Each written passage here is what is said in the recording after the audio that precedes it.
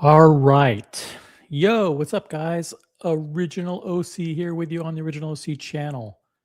Smartwatch talk for the smart collector on this Friday, July 10th, 2026. What's going on? Hey, quick audio check. Let me know how the audio's going. Is there anybody? No, there's nobody watching. Oh, Logan Hall's watching. Logan, what's up? Logan Hall, star of Logan Hall's Grill Streams. He's a member and a moderator. Hypnotize me, OC. You've been hypnotized, Logan. Let me know how the audio sounds. Audio check 1 2 1 2 3. Cool. AD Never Calling is a member, confirming the audio. Thank you very much. Thank you for joining from the Lone Star State. Hope all is well there. Check 1 2. Check 1 2. By the way, open panel tonight. I got a lot to talk about. This stream is not going to be a 15-minute stream. This may be a 3-hour stream tonight. If you want to jump on and shoot the shit with OC on a Friday night, open panel. Don't be upset if you're not allowed on. It's a closed open panel.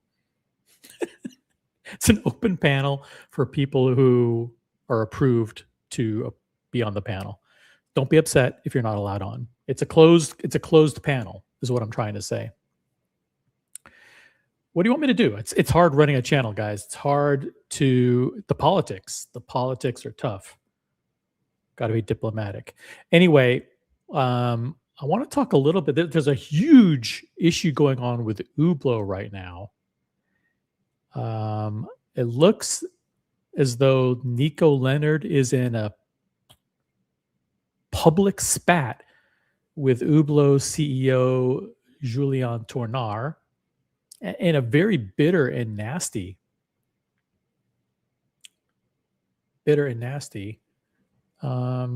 public feud. And of course, Roman is involved because Roman and Nico are also going at it over Hublot. By the way, there's a very good chance that Hublot may not survive until the end of the year. Hublot may be gone by the end of the year. And that really begs the question, did Nico Leonard, did his PR campaign actually result in a tremendous amount of negativity about Hublot to the point where it destroyed the brand? I mean, does Nico Leonard have actually the PR power to destroy a several $100 million Swiss brand? He may have actually done it, intentionally or inadvertently or whatever.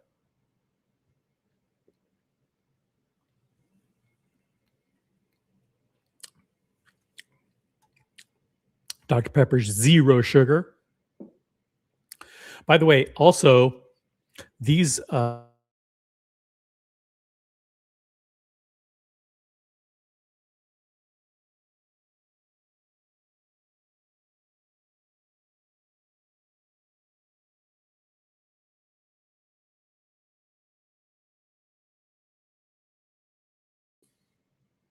back. These weekly podcasts, whatever you want to call them, these weekly videos between Roman and Adrian are getting more and more interesting.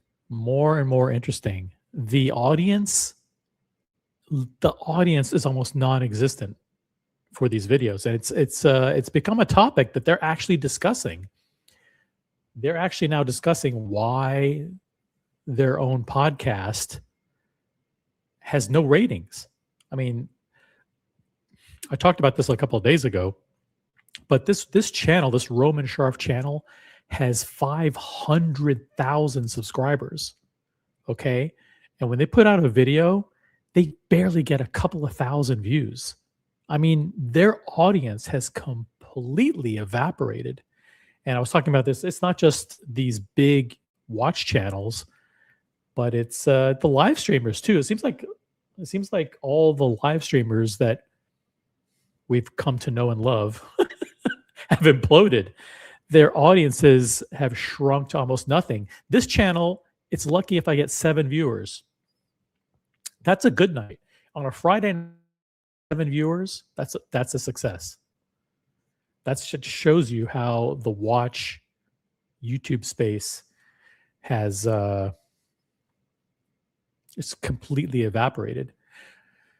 But in this video that Roman dropped just a couple of hours ago, they talk about the criticism of why don't they go back to doing the kind of stuff that they did before, the day in the life stuff. And they give Roman gives some very long-winded answers, and Adrian I think the yin and yang between these two the dynamic is very interesting. Adrian is more of a straight shooter. He doesn't mind telling it how it is. Roman is a little bit of a talker.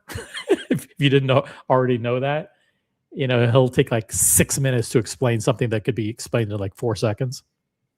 But that's the Roman we all know over the years. He likes to talk. And I don't like to talk. So if somebody wants to jump on and join me, actually, you probably don't want to join until you understand, what this video is all about. So let's see who we got in the chat. We got Bob NYC is in the chat. He's not a member, but he is in the chat. By the way, if you want to become a member on the desktop, from the browser on the desktop. Do not do that on Apple devices. Not that I don't love Apple, but the prices, if you join on Apple, are 30% higher. And there's no reason to pay 30% more for something. So I'm going to drop the link to the memberships. Make sure you join or upgrade your memberships from a desktop browser, just like regular old Firefox, Mosaic, Netscape. Yeah, if you're on the Netscape browser, that's probably ideal.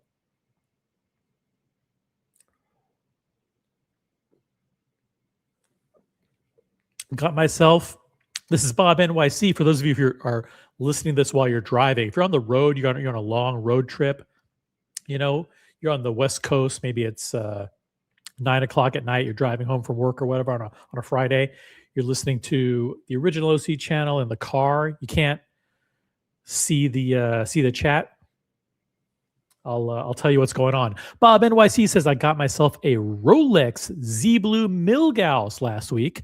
Loving it. It's really a pretty maligned Rolex and no longer in production, but that makes me like it even more. LOL. Congratulations, Bob NYC, picking up any Rolex. Anytime you reach for the crown or reach for the cross, it's a good thing. By the way, in this video also, this video that Roman and Adrian dropped, they talk about how strong Patek Philippe is, and especially the grand complications like their perpetual calendar chronographs. There's a big segment about Patek Philippe. So, and there's a reason, I think there's a reason why over the past 6 months or a year, almost every single unboxing. First of all, we're the only channel that does unboxings because all the true collectors are here. We don't have troll panels. Nothing. If you have a YouTube channel where you have, a panel of trolls, good for you. I mean, more power to you. But here we just do boring old watch talk. We have real watch collectors. And if you've noticed, 99.9% of them have unboxed Rolexes and Patek exclusively. Okay, the occasional AP is thrown in there, but it's all the OC approved brands. Nobody is unboxing unapproved brands. It's just not something that you do anymore. People are finally listening. They're wisening up. Is that a word? Wisening, ripening up. They're doing something, and they're listening, and they're not buying anything other than Rolex and Patek, and that is a good thing. So congratulations on the Rolex Milgauss, Bob NYC. Got Vimal in the chat. Now he's a member, great contributor. Vimal is one of the guys who's always providing good content ideas and also breaking news in the community WhatsApp group. Hublot management brainstormed over declining sales and concluded they need a $85,000 Sapphire Big Bang. I don't know if that's a new release or if that's just something that you happen to mention, but there is a huge fight going on, a big public fight, big public feud between Nico Leonard and Hublot CEO Julian Tornar on Instagram. And we'll show you a little bit about that feud in a little bit. But it's nasty. It's nasty.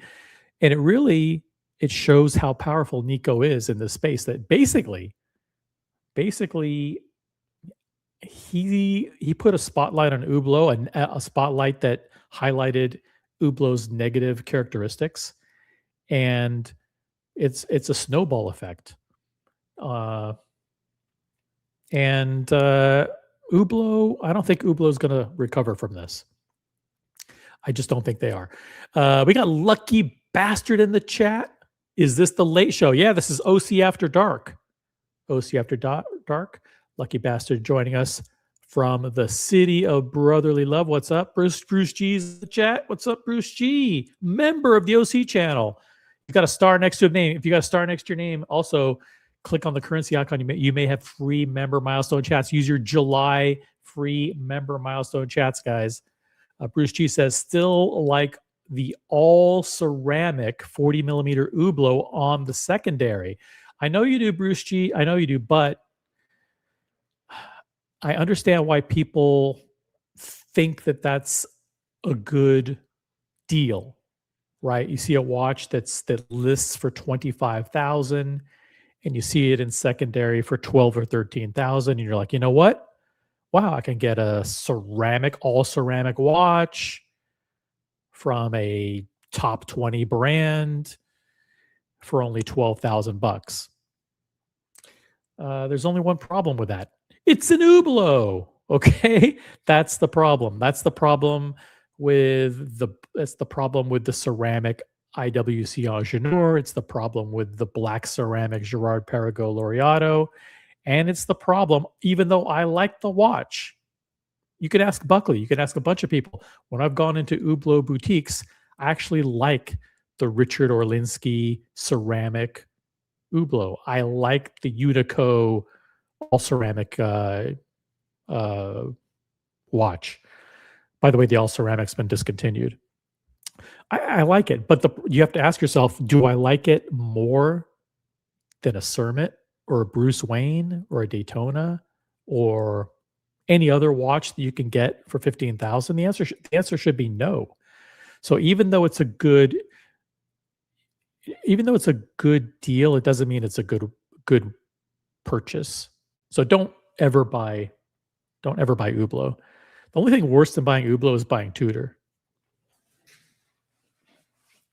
But there are way too many choices from Rolex and Patek and AP these days. Should never, ever, ever be considering Hublot. So yeah, you can like it, but don't like it enough to actually ever buy it. Cool?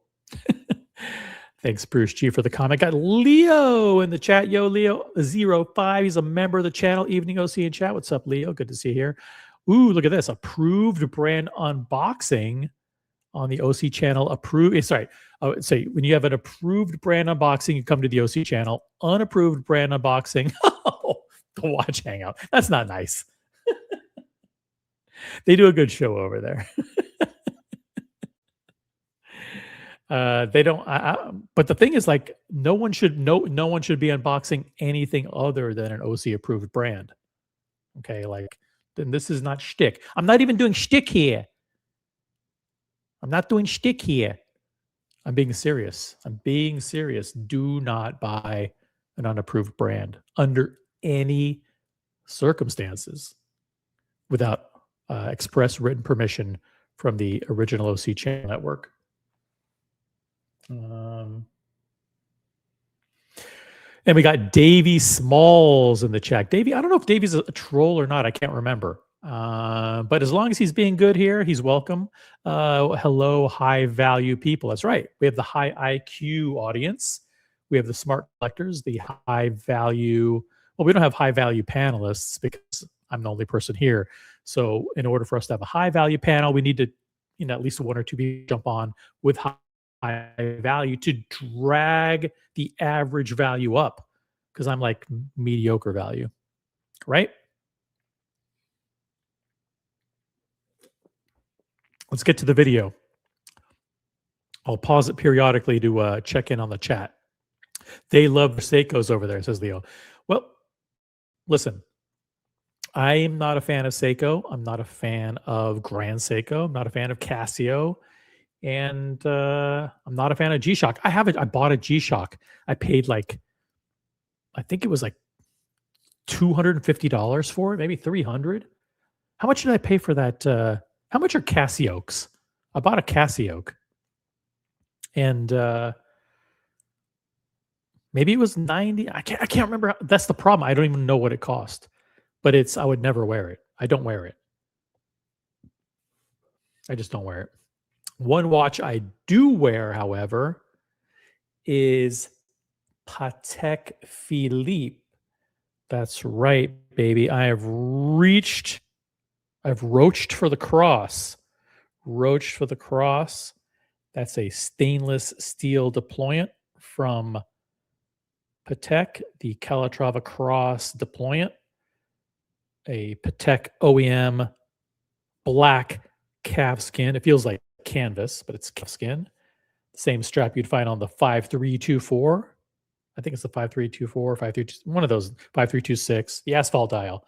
This is the weekly calendar in steel, the 5212A from Patek Philippe. Guys, buy Rolex and Patek and nothing else. Okay, that's my customary wristwatch check. Okay, now we got Alejandro Leak in the chat. Hello to OC and the chat. We got Yo Leo with the member milestone chat member for 3 months. Membership has its privileges. I've been enjoying the catalog of live streams, including the episode where Nico joined the panel. That's right. Nico's been a guest on this show. By the way, Nico's welcome to join. He's probably in the middle of the night. He's got young kids. He probably won't, but that's okay. That's okay. Welcome. We'll welcome Nico to the panel if he wants to jump on. The link is pinned and the pin is linked. Thank you for the member milestone chat, Leo. Let's get to the good stuff. Here we go. Why do they not do the gray market show anymore? I'm curious because they get this question all the time. These videos are boring. I like these videos, but their audience is like, these videos suck. They're boring. They're about watches. Why can't you show Lambos and people gambling, coin flips, people, $20,000 steak dinners, Miami stuff? The audience is like, they're like hoodlums, the audience. And they want to go back to the old times. They want to go back to the old days of what it was like, when the gray market was on. Right? AD never calling member for 4 months. Guys, don't let your memberships expire like I did. Keep the dream alive. Don't let your memberships expire. If they expire, you cannot rejoin at the old rate. AD never calling. I'd be curious if you actually did let your membership lapse. Were you able to rejoin at the old rate, or did you have to pay the higher price? Let me know. And I hope you didn't join on an Apple device because those prices are insane. Yeah. Thank you for rejoining. Do not let your memberships lapse. All right, let's get to the good stuff. Why do these guys only do boring watch talk now? And why can't we relive the glory days of $20,000 steak dinners and big parties and flying across the country in a private jet to deliver a watch to someone for $3,000 profit? Roman is going to explain it, and then Adrian's going to explain it, and we're going to listen in because we have no real original content here. And speaking of original content, we do have to provide the customary disclaimer that we will be sharing copyrighted content on this program. We do so consistent with United States copyright laws under fair use. There we go. Got that out of the way. Here we go. Not posting gray markets. People keep asking the same question. Let me know if you cannot hear the video, but I'm assuming you can. Let's go. No work. I not posting gray markets. People keep asking the same question. I keep addressing it. And the bottom line is I'll tell you where the decision comes in. Because while a lot of guys... Sorry about that, guys. Here we go. The whole craze of, behind the scenes and showing how inner workings of the company, and it was new and it was hot and it was garnishing, hundreds of thousands of views, right? In the watch space, just to clarify. In the watch space. Thank you, Matt. What it did initially for us is it drove a whole lot of eyes. It helped us tremendously because we were in the process of switching from being a wholesale company going back to a B2C company. So this is a very long-winded answer. I'm so far, I'm not really following. I'll be honest with you. All right, let's go back. So far, all he said is that they were the ones who invented the concept of behind the scenes, the operations of a watch dealer. He spent like 2 minutes trying to explain that. Yep. Zapped. I got zapped. Remember when he had Avi, the former CMO, pretend to be a Rolex AD spilling the inside tea? Roman buried that in the memory hole. Yeah, that will always haunt these guys. That will always haunt these guys. The gray market is gone because all the talent at the company is gone, says Brody. Wow. Okay. All right. I think I'm caught up on the chat. I'm going to try and keep StreamYard alive, but I don't know if it crashes again. Just bear with me, guys. Hang with me. We're going to have a fun night. And what's interesting here is he's talking about how they tried to pivot from becoming like a wholesale company. Remember, they used to sell like Nixon and Gerard Perregaux and all these closeout brands. They would buy these closeout brands at 80% off, and then they used to deal with I was going to say junk jewelry, but discount jewelry, and all that stuff. And they were 99% wholesale, and then they were trying to make the transition to becoming more B2C because they all of a sudden had this new notoriety. They were on YouTube, they were on social media, they were paired with Anthony Ferrer, and they were appearing a lot in the TPG videos. So they're like, hey, well, we're reaching end user customers. Why don't we try to sell more to end users instead of just being wholesale? Switching from being a wholesale company going back to a B2C company. So it was that brand name recognition. In reality, the situations, we also have an entire marketing department. Let me just break it down as clear as possible. We have an entire marketing department. Our CLMO, Adam, which I actually had a 6 months meeting with him yesterday that broke down the... Okay, so Adam, I get Adam is the new CMO. It used to be Avi. Avi was there famously during the entire... It was Avi that created Gray Market, by the way. So he actually deserves the credit for taking TPG's formula and saying, listen, if this kid in Texas with the jorts can make a weekly video about the day in the life of a watch dealer, you know what? We can do it better. And they actually hired videographers and camera people and editors and all, and they spent a fortune creating the Gray Market show. So they actually took the TPG formula and stole it and actually put it in, into a big production kind of enterprise. So Avi is the one who came up with the brainchild for that. He deserves all the credit. Now he's no longer there, and maybe that explains why things are faltering. I don't know, but I guess they have a new CMO, Adam, now. We also have an entire marketing department. Let me just break it down as clear as possible. We have an entire marketing department. Our CLMO, Adam, which I actually had a 6 months meeting with him yesterday that broke down the numbers. So what do we look at? Now, don't get me wrong. The most amount of fun that I had creating any type of content was always the gray market content, because it was real, behind the scenes. It was off the cuff, it's funny, sad, mad. All the emotions would come out. I think Adrian's getting a little exasperated. You can hear him grumbling. Did you hear that? It's like, like, boy, Roman's going on and on and on. Listen carefully. It was off the cuff, it's funny, sad, mad. All the emotions would come out of that. And we had a lot of fun doing it. But then when my CMO or my head of video comes to me and says, Look at Adrian. I love Adrian. Look at Adrian's face. He's like, look at, he's like, I got keep your mouth shut, Adrian. Keep your mouth shut, Adrian. Don't interrupt, Adrian.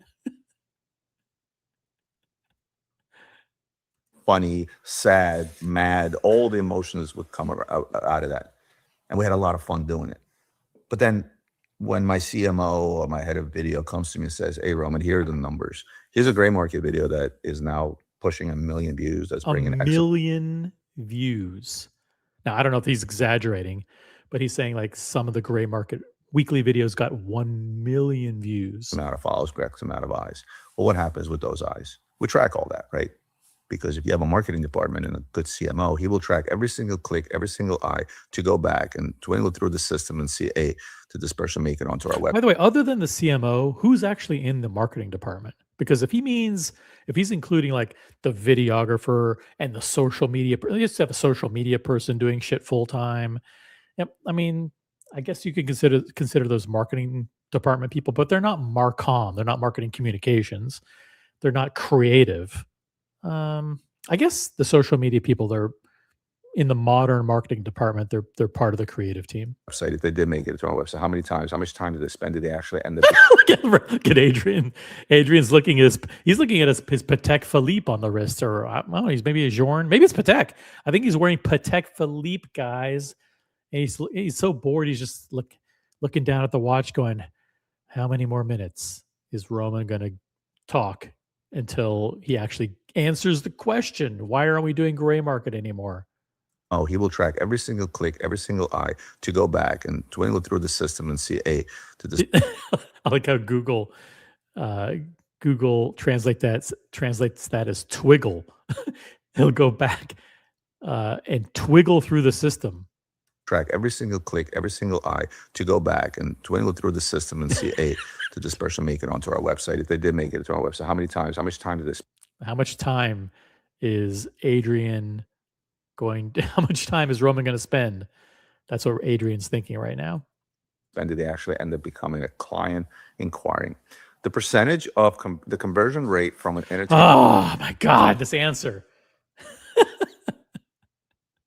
I guess what he's trying to say is like, hey, a lot of people watched, but not a lot of people bought anything, because those people were watching because they were just kid flippers who wanted to learn about flipping, and they wanted to learn about steak dinners and flying private jets and renting Lambos, and they weren't actual watch people. You can say that in 30 seconds. Becoming a client inquiring. The percentage of the conversion rate from an entertainment type of content, which is what gray market was for the most part. Yeah, there was a lot of learning. I know a lot of people learned from that, because we did open up the sort of the curtain to say, hey, this is how you do business in the gray market. But for the most part, by the way, opening up the kimono and showing how stuff gets done in the gray market was not a good thing. It's looking at how the sausage was being made. It was not something that, in retrospect, they probably shouldn't have showed all that stuff, because it was a very seedy and unseemly underbelly of what goes on behind the scenes. Let's see. We've got the Mall, who says every episode had at least a handful of Adrian questioning what life choices led to this moment. Look, yeah. Adrian's he's a good foil for Roman. They actually make a good pair. Remember the golden sneakers. Ooh, the golden sneakers. Luxury Bazaar departments are staffed with one employee per department. Oh, and we've got Gilden in the chat. Gilden. Arthur was the best partner at Luxury Bazaar, the funny Russian dude from the Hong Kong watch shows. Yeah, there's a guy named Arthur, was one of the original CEO, the original partner, along with Gary. It's Arthur and Gary are the top guys you don't see anymore. Gary's Adrian's dad. Okay, Gary Taskin. And we got Daniel Quack. Sounds like a quack. Are you a troll, Daniel? I wonder if they've actually physically fought at any point in their working relationship. These two, imagine, I don't think they've ever like come like fisticuffs, come to blows, but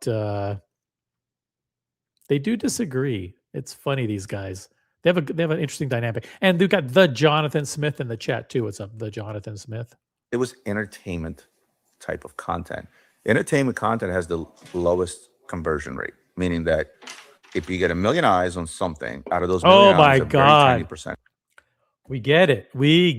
You stopped doing gray market because it was very expensive to do, and those people didn't turn out to be customers.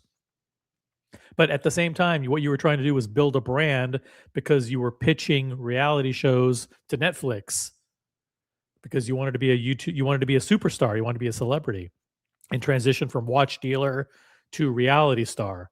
And that's why you were spending that's why you were blowing hundreds of thousands of dollars of the company's money on video production, even though you knew that it didn't translate into sales because you wanted to be a celebrity. This is a damning testimonial, actually. When you think about it, he's basically admitting that we allocated hundreds of thousands, maybe even millions of dollars of resources of the company to creating high production value entertainment content that yielded zero ROI. Now, as the president of the company, as the CEO of the company, don't you need to be held accountable for those decisions? You basically wasted millions of dollars of the company's money. This guy runs like a family business. It's him and a couple of Russian people in the back room and shipping, and Anna and Adrian. That's about it. That's it. It's a small family. They've got he has a responsibility to not blow through millions of dollars. But his own admission here is that they did. They blew millions of dollars and it resulted in nothing, zero ROI. Meaning that if you get 1 million eyes on something, out of those 1 million eyes, a very tiny percentage is going to convert into actual dollars, meaning that, hey, somebody looked at this and then it went and bought something. What it does for the most part is brand name recognition. So you find a happy medium in marketing. You find a happy medium between. And of course, the brand that he was trying to promote was Roman Scharf.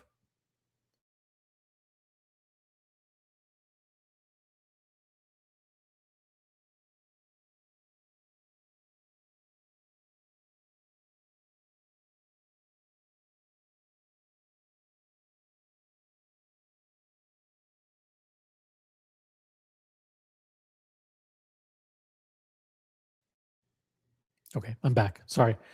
YouTube Wi-Fi glitch. I'm back. So the name of the brand that they were trying to promote was Roman Scharf. Somebody looked at this and then it went and bought something. What it does for the most part is brand name recognition. So you find a happy medium in marketing. You find a happy medium between the type of content that entertains, brings the eyes in, grows your numbers in terms of views and followers, but then you also create the type of content that brings value. Gray market did bring some value, but for the most part, the value was in the entertainment piece of it. And so in other words, there was no value. There was no actual ROI. It didn't bring in any customers, zero actual customers. So they blew millions of dollars of the company's money and didn't generate any ROI, no real customers. So when we're sitting there, and now 1 year. By the way, we're like 5 or 6 minutes in. And the question is, why don't you do gray market anymore? It's a pretty succinct answer. Because we wasted the company's money doing it. Because we were trying to become celebrities. Because we were We were riding dicks. we were riding TPG's dick because he had the formula. 2 years, season 2, 3, 4. And now what happens in the market? Everybody else starts doing the same thing. Some do it better, some do it worse. But Ooh, what do you mean? He was the one. He was one of the ones who copied it, and he actually copied it very well. But then everybody, I mean, to his point, everybody started to do it. There's the guys in Texas, the Wolven guys tried to do it. Is there anybody else who tried to do like a reality style show? I mean, CRM does it. You know, I don't think I'm not sure if they started it around the same time, maybe afterwards. Who else in the watch space did a day in the life kind of reality show behind the scenes of being a watch dealer? Drop it in the chat because I don't remember. I remember it was pretty much TPG started it, Roman piggybacked in a big way, super high production value, and then I think the Wolven guys came in after that. CRM did. I think that was about it, right? Were there other people? I don't think so.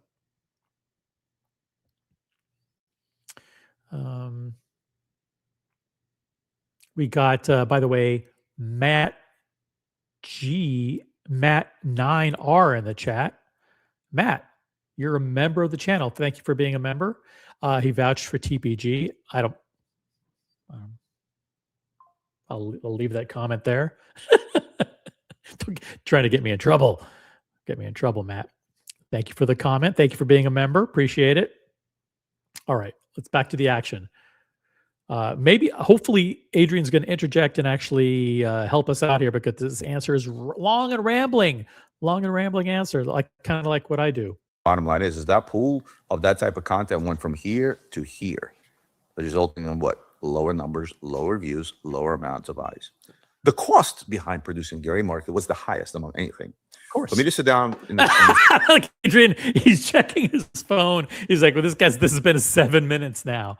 These shows are gold, guys, for understanding the dynamic of these two guys. This is the most fascinating thing. Is like Adrian is like, it's very transparent how they feel about each other. They respect each other, but it's clear that Adrian has no patience at all for these kinds of answers. Cost behind producing Gary Market was the highest.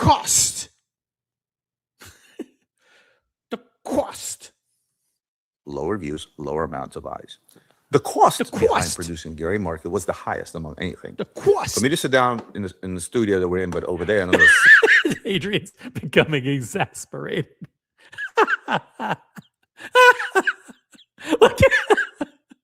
Oh my God, I love it. Like you're doing a production and you have your phone sitting there and you're answering messages. in the studio that we're in, but over there under the set and create a what's on my desk. And he's like, I get out of here. Can I wiggle out of here somehow? In the studio that we're in, but over there under the set and create a what's on my desk and educate about 5-6 watches. The cost behind it would probably be 1/100th of that of the gray market. I think you're severely overcomplicating why we don't do gray market because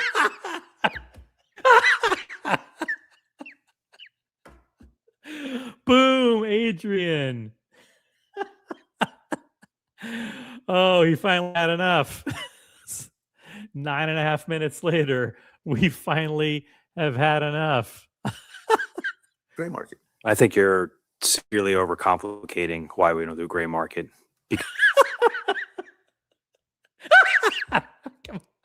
Oh, Adrian. That's gold. That's gold. You're severely overcomplicating it. Okay, so let's see what Adrian has to say. The gray market. I think you're severely overcomplicating why we don't do gray market. Because doing gray market today, essentially what you're doing is you're trying to recreate a moment in time that no longer exists. Gray market was see, you're right. See, he's right. He's right. That was lightning in a bottle. That was when the market was at a peak. There was a fever in the market. TPG was taking off. There were flippers coming in. The prices were soaring. And then when we hit the peak of the market, then the sales start coming down, and yeah, it was a crazy time. There's a lot of speculation. Yeah, it was a moment in time, and now we're remember the peak of the market was April 2022. Can you believe that? It's been almost 4.5 years since the peak of the market. So we've been in a decline. There was a severe decline for like 36 months, and then it stabilized. In the last year and a half or so, it's been kind of stable. But yeah, it was a moment in time. Essentially what you're doing is you're trying to recreate a moment in time that no longer exists. Gray market came at a perfect time where you had the YouTube space just kicking off in terms of watch dealers showcasing what they do. There was a certain individual that was kind of pulling that tide, right? Oh, he admits it. Adrian admits it. Certain individual pulling that tide. That was TPG. That was Anthony Fair, Timepiece Gentleman. All credit goes to him for launching that concept of the YouTube watch dealer. It all started on TikTok with that guy who said, "What do you do for a living?" With TPG and his leased Audi R8 or whatever it is, right? And boom, he took off. He took off from there. So at least Adrian acknowledges that's where this came from. Where you had the YouTube space just kicking off in terms of watch dealers showcasing what they do. There was a certain individual that was kind of pulling that tide, right? Yeah. It was What's fascinating about that too is that it directly contradicts Roman, who like 4 minutes ago said, "We pioneered that concept. We created the concept of the reality show and for the watch dealer." And here's Adrian, right after Roman's answer saying, no. It was another guy. It was TPG that did it. And we were riding bikes here. Craziest time in the business we ever seen, where you had an onflux of business. Onflux? Is it onflux? Did you say onflux? That's not is that a word? I mean, there's influx. Did he say onflux? Also the craziest time in the business we ever seen, where you had an onflux of cash, onflux of business, everybody. Onflux. Guys, can you look that up in the Funkin' Wagnalls? Is it on? I think it's influx. An influx of cash, not onflux. What the fuck is onflux? That sounds like something you put on top of your brand cereal. It's like, hey, 2 tablespoons of onflux, to help you for high fiber. There was a certain individual that was kind of pulling that tide, right? It was also the craziest time in the business we ever seen, where you had an onflux of cash, onflux of business. Everybody became a watch dealer. Business. Watches, money was falling from the ceiling. We grew our sales team. We grew our personalities. We had we grew our sales team. We grew our personalities. So they actually had a cast of characters. They actually had people that work there, is what he's saying, as opposed to now where they don't have any salespeople. It's because there's no sales. a lot more people here to create content with. Well, when the market turned and things happened in our space that were negative. Ooh, he admits it. Oh, he admits it. So like when things, first of all, the market crashed. Remember when the market crashed in April, May 2022? And then there were negative things that happened, like TPG getting arrested and all that stuff. But there's a lot of negative stuff, like crazy stuff.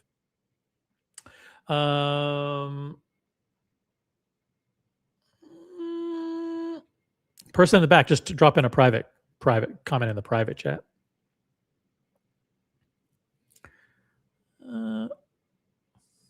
Oh, okay, cool. It's AG. AG, what's up? What's up, my friend? How are you? Hey, doing pretty good. Yeah, chime in. Feel free to chime in on anything that you've seen so far.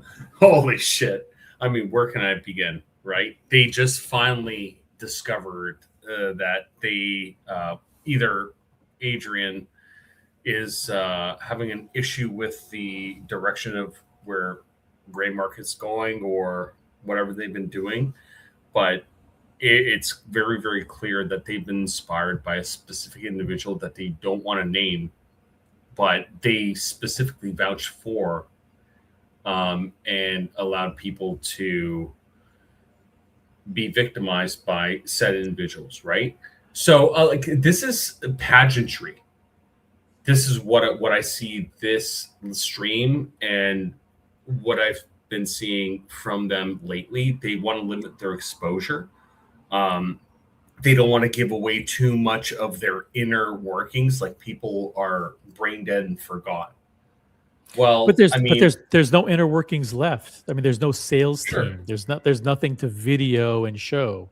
You know, that's why they're doing this style of weekly show now, because like Roman and Adrian are the only two people left. So well, that's- no, I would no. They still have like their whole like team there, maybe at a reduced capacity, but I would still think that they're doing a level of business where they're able to.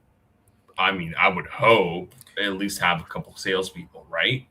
If I'm But not- wrong, OC, you let me know, bro. Like, yeah, but not enough to generate. First of all, Roman just got done talking about how expensive it is course. to have camera people follow people around 24/7, and to create these scenarios where they're flying on private jets to deliver watches.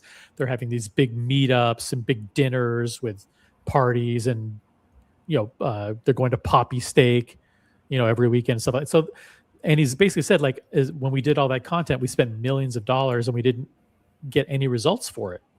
All we got was all we just got was celebrity.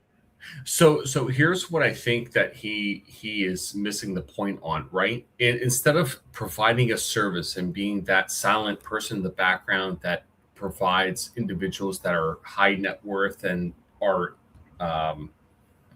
titans of industry, if you will, right? They themselves want to look like titans of industry, right?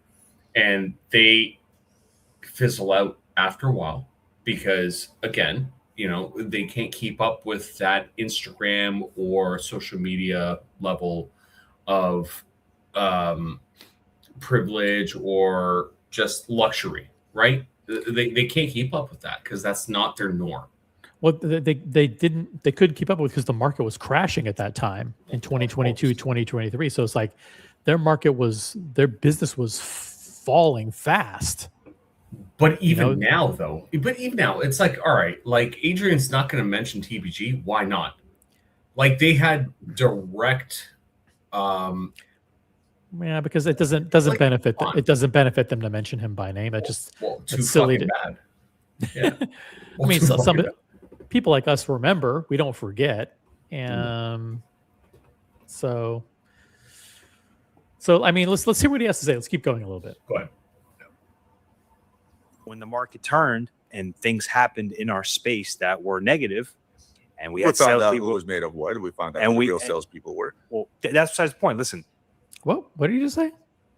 and we We had found out salespeople. who found out who We- the real salespeople were. Listen, markets change.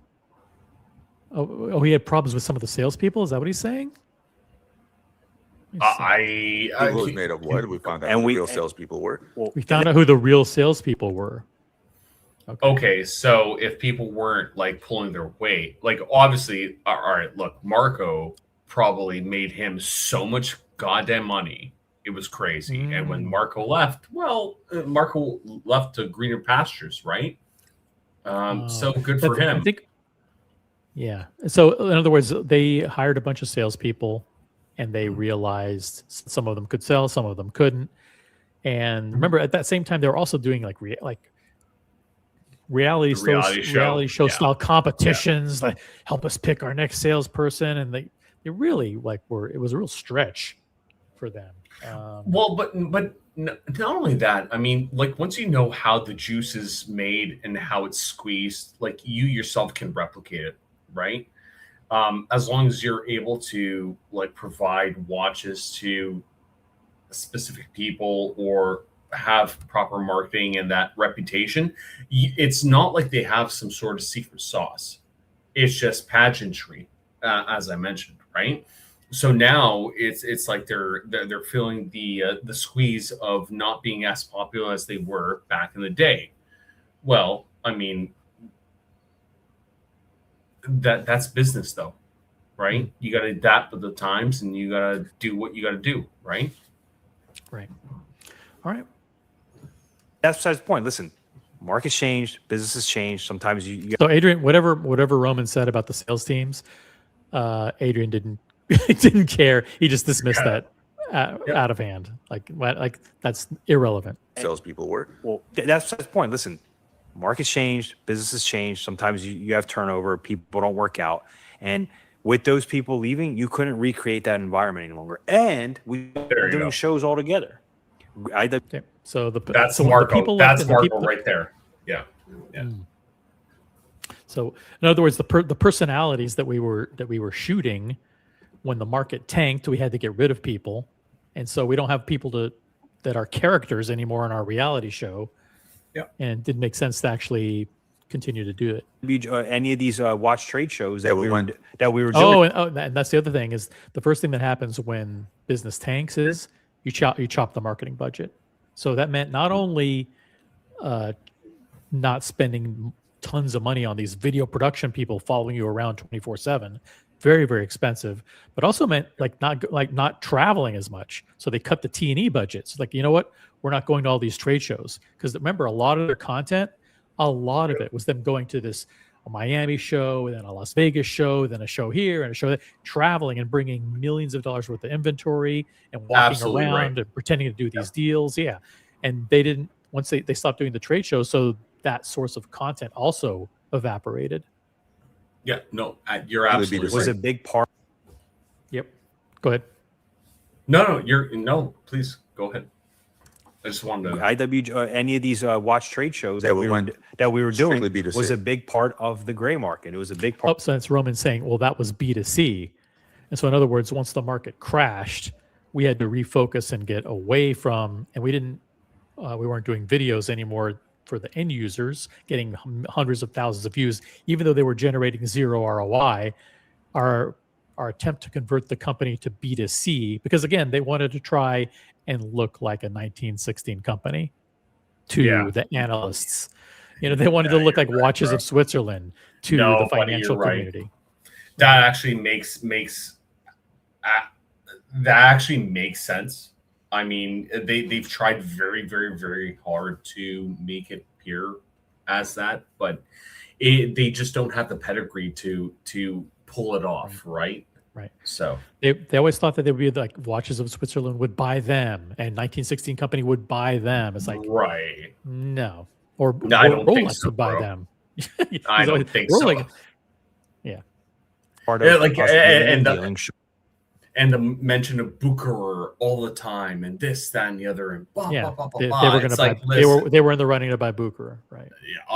Yeah, my balls. that we were doing Strictly B2C. was a big part of the gray market. It was a big part of us wheeling and dealing, showing how we do business on the wholesale side of things, but we no longer do that. So to recreate a moment that wasn't there, that's not no longer there, is hard to do. Also, That's the bottom line. also, coming out with it every week. It's a lot of pressure because in order to create an episode that's a Wait. real, behind the scenes episode. Wait, pause.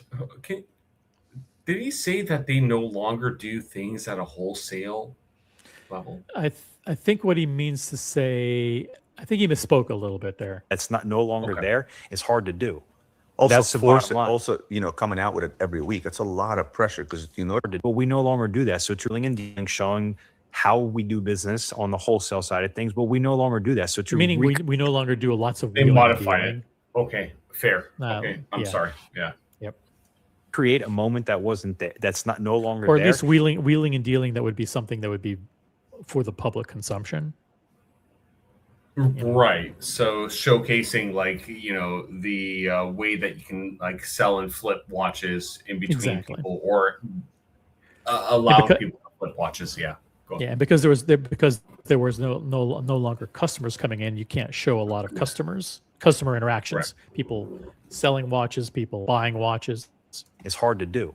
Also, That's the bottom line. also, coming out with it every week. It's a lot of pressure because in order to create an episode that's a real, behind the scenes episode, and you have a week to do it, stuff has to actually happen. Like we have to go to a trade That's show. right, and nothing was happening. Nothing was happening because they weren't going to trade shows, and sales were tanking, and they were selling inventory as fast as they could to get liquidity, so they wouldn't go out of business. You know, that's not stuff you want to show on camera. That's not, you know, so, and the business like it tanked overnight. So there's just a lack of content to show. So they would remember these guys used to. TPG was the master of this. If he made a sale, if someone actually wanted to buy a watch, he would fly to the customer and deliver it because he needed content.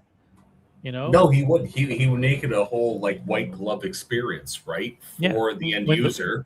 That's the reality exactly, is he needed content. He needed somebody to go along with him to film everything and make it look like shit was happening. But here's the thing, right? There are, I'm sure, like I don't want to be like completely like negative, but I'm sure that there are companies out there that will provide that type of service, but you have to pay for it, and it's not going to be something reasonable, right? Nothing attainable, but they're giving that illusion of like the super highest level of luxury that you yourself as a consumer can attain because you know me, and that's false, right? Yeah, have to be deals that have to be made. If we had 5 like extremely entertaining, naturally entertaining, polarizing characters that are no longer here, that pretty much made up a lot of the show. Yeah, it's like you can't recreate. So the ultimate decision that actually Matt made is we're going to continue filming for gray market. It's just that we're not going to be able to post it as frequently as we did, because in reality is that not enough shit happens on a weekly basis to put it out weekly. Perhaps if it's one. All right, is he saying that they still actually spend gazillions of dollars with videographers following them around all the time doing shit, and that they never publish it? I mean, I would assume so, because again, like not every transaction or interaction will like yield a sale, right? That's noteworthy or something that's spicy that they can use, right? Wow. I mean, to pay these guys to be full-time videographers, have all the 24/7 shooting shit, for, and it takes them probably a month. But they don't publish it anywhere. This is the only show that they really do now, is this weekly talking head show. So there must be zero actual customer deals happening that are quality enough to actually put together a gray like a gray market show. Yeah, and he says like we have the stuff, we just don't put it out weekly. They haven't put out a gray market style episode in years. Well, it's like, to be honest with you, like I'll be forthcoming when it comes down to this. I actually did enjoy their series, like I really did. But now that's becoming so fewer and fewer, and the gap in time is like a month or two. It's like, all right, hold on for a second. It's like, well, why aren't you doing it? Like, I don't know what is exactly going on, but there seems to be a differentiation in people's way of running things, marketing. When it comes down to marketing, right? So, yeah. Yep. I mean, I don't think they just keep getting this question, like, how come you guys are doing these boring videos? How come you're doing these boring videos? And they feel like they need to address it. It's like, well, it's because this is what we do now. That other stuff, I mean, Adrian said it was like, it was lightning in a bottle. It was a moment in time. We don't have the people. The market's different. But not enough shit happens on a weekly basis to put it out weekly. Perhaps if it's once a month and we do put something out, at least we're going to put something out with some substance behind it, not just film for the sake of filming. Because what we did is we filmed everything, and out of, I don't know, X amount of hours, we pulled 10% of that footage, created into an exciting episode, right? That's crazy. So it sounds like they're not doing that anymore. But OC, so that's crazy. So their last episode if that was 1 month's worth of exciting or relevant content, I mean, maybe they should just stop with that and focus on selling stuff and making the business what they want it to be, and not trying to do the pageantry that they've lost steam, and they've lost like that fire, right? Relevancy within like the space, right? Yeah, I mean, maybe what they do is they take those little those pieces of content, they chop them up into shorts, and they inundate people's IG and YouTube shorts feeds with those things. Again, those things get traction. So maybe they have like tons of those like 1 or 2 minute little clips that are being circulated. I just don't see them. I don't see like a lot of deal type stuff going on coming from them. Sure. So here's one of those things that I want to like kind of preface here, like, and I mentioned in the chat where, remember the John Mayer Daytona, where everybody just started buying those up and holding them. They were going to go 90 and 100 and 120, and Roman was one of those. TPG was one of those. Yeah, he bought like 5 or 6 of them. Correct, right? And then when they crashed, you heard nothing. The problem that I have is, what is the actual price that they're selling things based on their notoriety versus what the actual market is? And because they were in all these WhatsApp groups and with all these dealers, they're establishing what the secondary market is within a geographical area, and because it has so much focus, it becomes a standard, right? Like a baseline, where individuals that are in other parts of the country or in other parts of the world, they're like, what are you, fucking like high?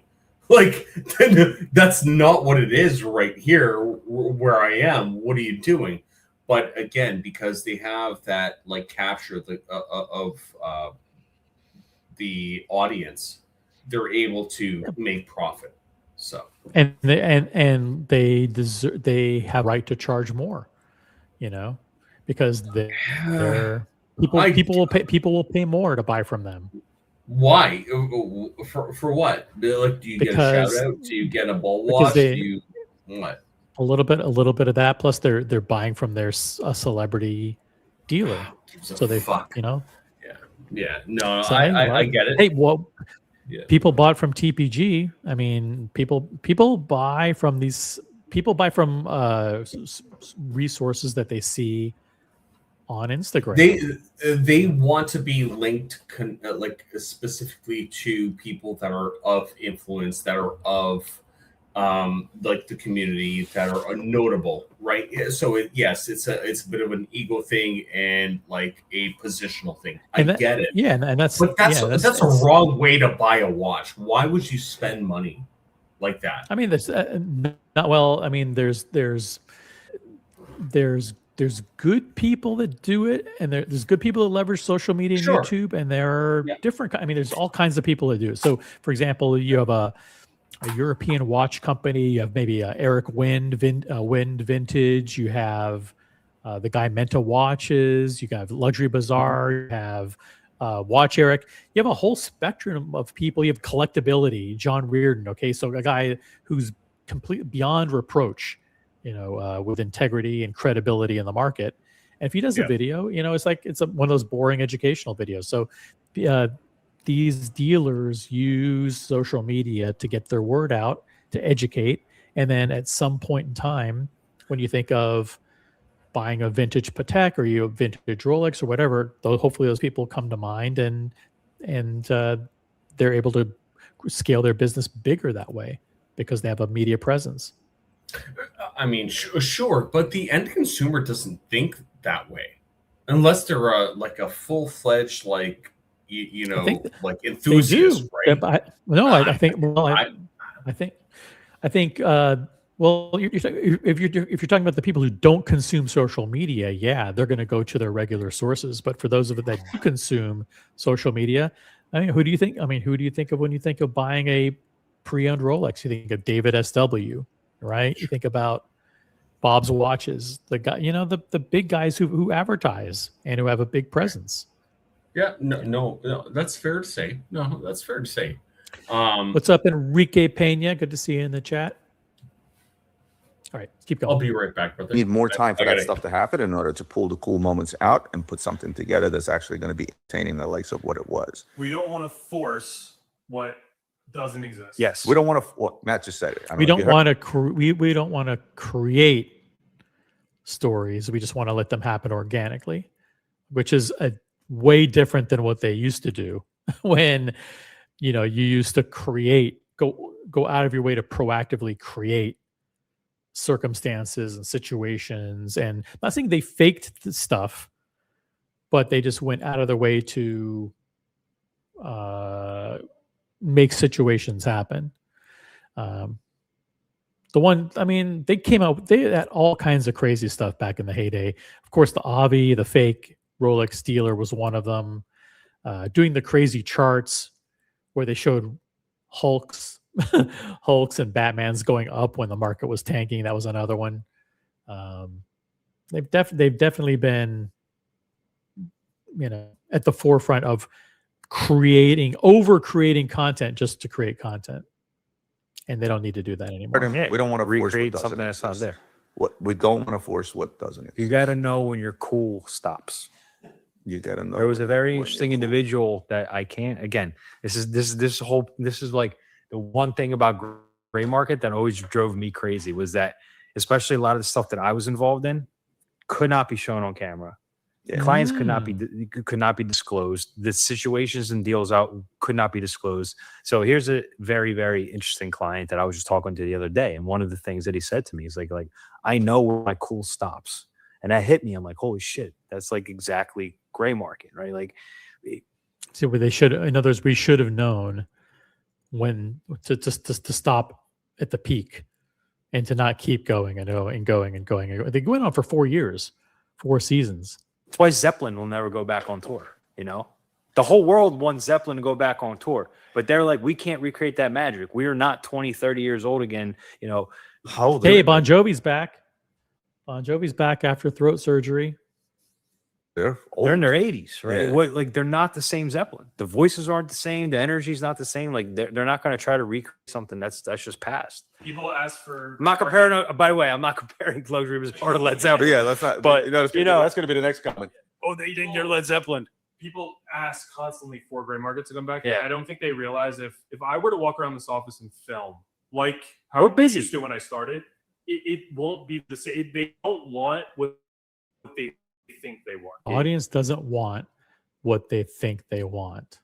In other words, the shit that happens today is so boring and is so sparse that it's not even interesting. I think they realize if I were to walk around this office and film like how We're I busy. used to when I started, it won't be the same. They don't want what they think they want. Yeah. Like I can almost guarantee they don't want what they think. Again, now look, we have things happening, right? Where we're actively looking for spaces in other places. We're actively considering creating a retail space type of environment. Oh shit, he's dropping some bombs here. Hold on a second. We're active. Hold on. What does he Want say? what they think. Again, now look, we have things happening. He's like, right? things aren't all doom and gloom, guys. Like it's not completely boring here. We have things happening. Where we're actively looking for spaces. We're in other actively looking for spaces places. in We're other actively places. considering creating a retail space type of environment. If that comes, Oh, they want to try and create a lounge. They want to do exactly. They're going to try and copy 1916 Company and AP House and these guys, Material Good and Richard Mill, where they've created like a kind of a leisurely club type atmosphere where you go and hang out and we'll show you some watches. Here's some big couches and a pool table. Shoot the shit. Where would they put this thing? Because they are in the middle of nowhere. back around, obviously that's going to give us a lot more. But what Adrian said earlier, it's funny because you guys have no idea. If we had permission, audacity to put everything out that happened in the last 5 years as gray market has been running, trust me, this show would be 10x more entertaining. But we're also, don't forget, we're also limited. There's a lot of guys and girls out there that will let us know, I don't want to be on camera. No, don't post this. 90% of it. 90%. So it's a combination of also try to make sure that we get people from outside of organizations that are actually willing to be on camera. We should actually we should put it to the like you know who does a really good job at that? George, JNS. George. Oh, so their model is George Saliba from JNS Auto House, who's basically the equivalent of like a gray market dealer for cars. You know, for supercars, like Porsche and BMW. Oh man, that's their model. Saliba, I'm sure a lot of you guys follow him. You know, he's a friend. He's a client of ours. He was on Ray. He was on Great Market. We've done business together. He's a great guy. He shoots great content. And one of the things that you'll actually see him doing on his stories, be like, hey, if you want to call in or you want to come in and be on camera and do a deal, should drop us a DM. Like, we should do that. Yeah. But why? That's attracting the wrong kind of customer. Why not?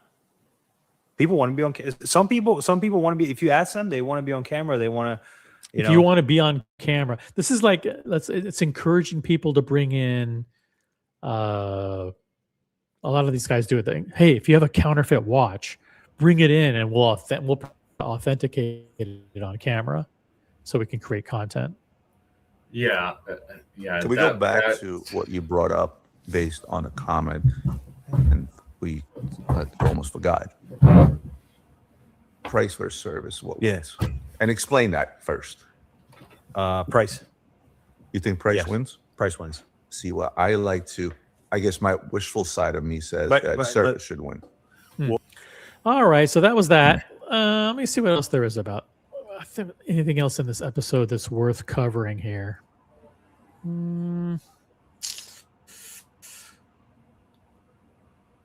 Let me see here. Of mainland China, it doesn't have papers, and there's no recourse. Hold on a second here. Sending messages to his AD. Sometimes with me. When in reality, Can I think of who this is? Now? when Like, didn't who the fuck this I'll is? tell- I'm I'll dying. Service center. We spend money getting the stuff there, getting it serviced, getting it checked, replacing the straps. If the box is fucked, we'll change the box. If the outer box is scratched, we'll change the outer box. We invest money into that product. With them, This is Roman explaining why they charge more money than other people. They've got a warranty. They've got to service the watch. They got to get it looking good. They've got to invest in the watch to make it look good. They'll piece it all The together dealership. like a Lego set, basically, is what he's saying. Put it all together. Yep. product. So We they're don't- basically like this. So people will come to them and they'll be like, "Hey, like, how come you're charging $47,500 for this? You know, when so and so has it for $43,500?" And just this is like, you know, this is saying, listen, well, like, you know, it costs me more to do it. CRM will say the same thing. Like, well, listen, I have a store, and but we also spend money to make it look good. You know. You know what's Actually funny goes to though? our service center. Sorry, brother. Go ahead. One of the things that I absolutely love, and it's not a plug, and it's not me like just playing favoritism, and like Happy Jewelers, they do things right. Like they'll actually be super fucking fair with you, even if at times they'll lose some money just to gain a client. But when they lose money, it doesn't make or break them. Where with these individuals, they spend so much money on the persona and the marketing and the exuberance of like success, where like people that are truly successful that can actually really help their clients provide a service that's unmatched.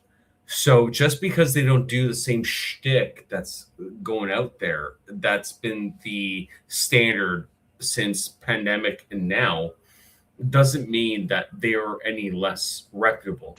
This for me, it's like seeing.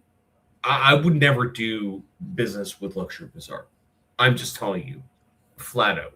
Trying to explain things to them or talk to them, I know that it's going to fall on deaf ears because they want to make a quick sale. They don't give a shit. They think that they have that market equity, right? Well, they don't have that market equity with people's confidence anymore.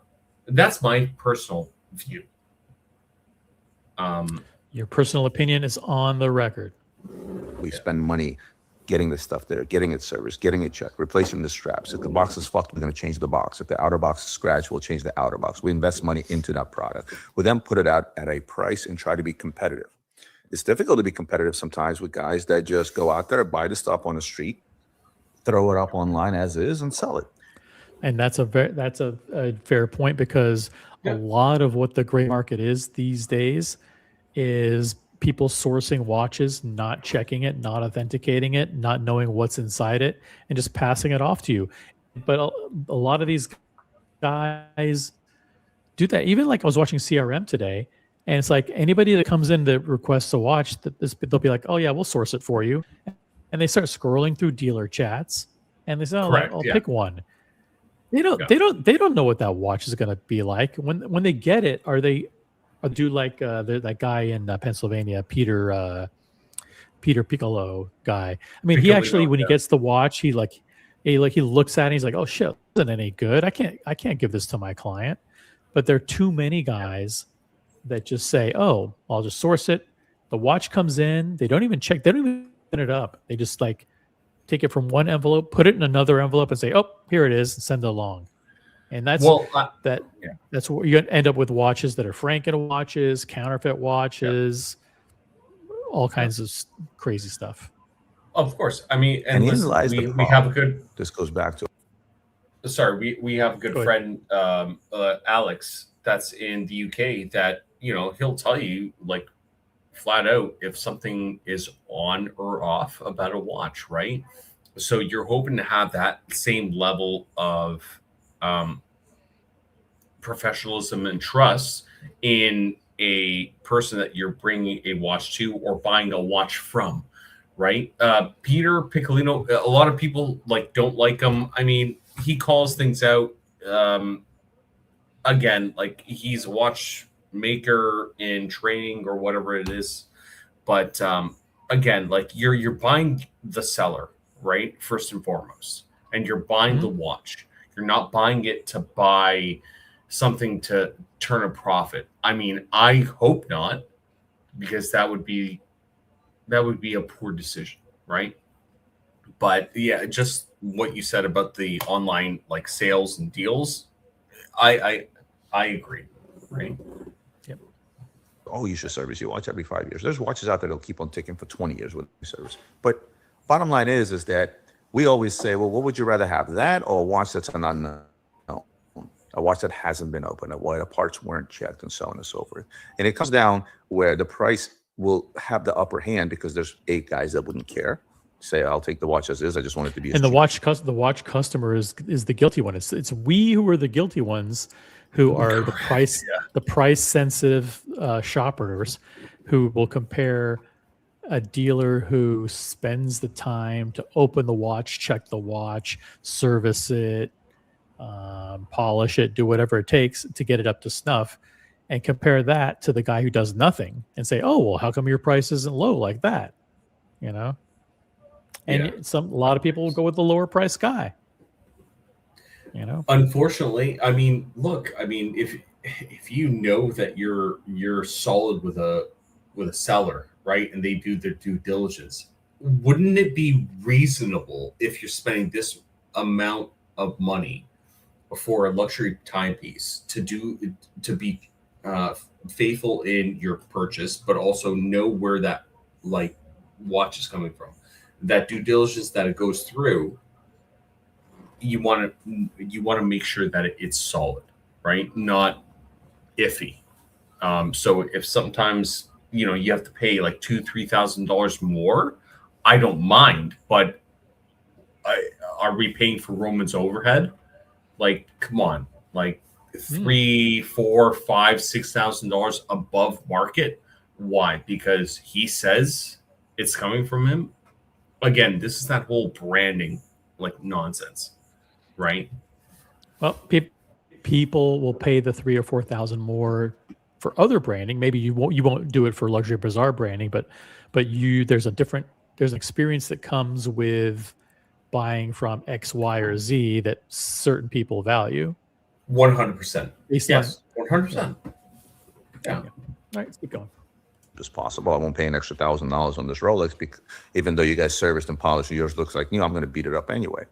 And then the number of issues that come from buying sight unseen, so to speak, not serviced, not warranted, and so on and so forth. People do get burnt out there all the time. We had people walk in here that sold us out for $1,500, ended up with a fake watch, like completely burned. That was on camera, by the way. You have situations where people will get burned, but the percentage of those situations, it is a lot. It is quite high still versus something that's warranted in service. However, how much of that is visible? Because you know what nobody ever does? Nobody ever talks about their L's. Nobody ever talks about when they buy a watch for 10 grand, save $2,000 over a price like mine or 1916 company or somebody else, and then ends up spending $1,000 fixing it, or ends up. That's true. That's a risk you take. Being a complete fake. Nobody talks about those L's. That's not visible. What is visible is, oh, look, this watch is on Chrono for $10,000 and yours is $12,000. You should match that price. I'm sorry, that watch is being sold out of mainland China. It doesn't have papers and no recourse. So mine is 12, right? So one of the things I want to just like jump in here with is like during the time where every watch deal was super hot, they were using like everybody as a dealer and a sourcer of watches during the pandemic and what have you. They had no problem taking that risk, right? But now they're telling you that, yeah, you shouldn't take that risk and you should come to me. Mm-hmm. I feel it's a little asinine, right? Because what they were doing is they were being flooded with like stock, and they were times are different now. Yeah, times are different now. AG, it's like the market we shook out all the suckers, all the all the dealers who fell by the wayside went bankrupt, and now there's a different top of us, and we're going to carve out our niche, and our niche is, hey, we're here now. We survived. So I get what he's doing. That's visible. What's not visible is all the L's that people take by not spending a little bit of extra. There's a good old saying that says you get what you pay for. So yes, I agree with you. Price will often beat things out. But one of the things that we also make very clear to our clients is to say that, look, first of all, we're not always the highest. Well, I think you're a little bit conflating a few things. Okay, Adrian jumping in. I like how he does that. Oh The client's looking for a All specific right. watch, right? Let's say it's $100,000 market, $100,000 watch, right? And you have two reputable sources selling the same exact product, right? They will spend $97,000 over with a guy who doesn't provide the best service, is not the most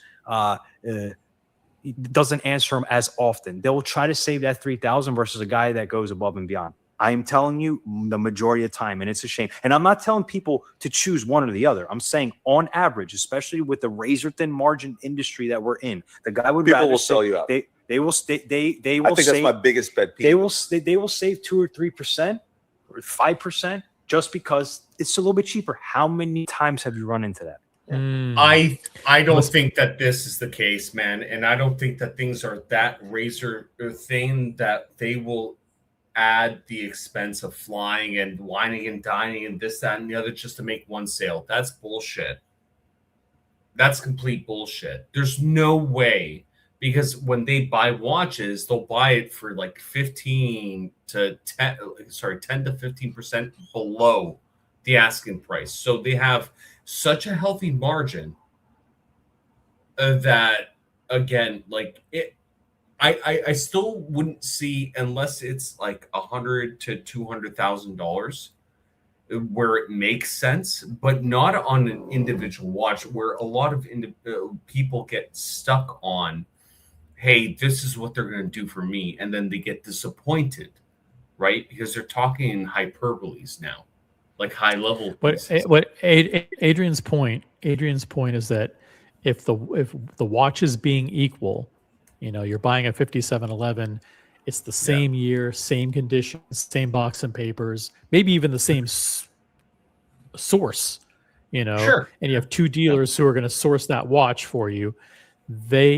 Most of their customers will still go with the dealer that sells it to them cheaper and is the no frills guy. Even though Luxury Bazaar, they want to position themselves as like, hey, well, you can always come to us and ask us questions. We'll help you out. If you're a customer of ours, we'll go the extra mile for you. If you have a problem with it, we'll take a look at it. So they feel like, hey, we're positioned like we'll take care of you as a resource. And then what they're frustrated with is those people come to them and use them as those resources and still say, hey, I'm going with the cheaper guy by $2 or $3 grand. Well, but you know what? From what it sounds like to me, is if they are giving that opportunity for a cheaper price over and above everybody else, right? That person has the expectation that they would continuously do that for every future purpose and future purchase, right? So I don't think that people are understanding like how buying watches is working, because again, like you're buying your seller, but I don't think that people are understanding that if they buy us at a lower price, and just because you're paying that higher premium because it's from a trusted source, because we've heard this trusted source, this trusted dealer network, right? I feel people are still being taken for more than they should be. Had they done the research, they've understood the market, and they've actually shopped around.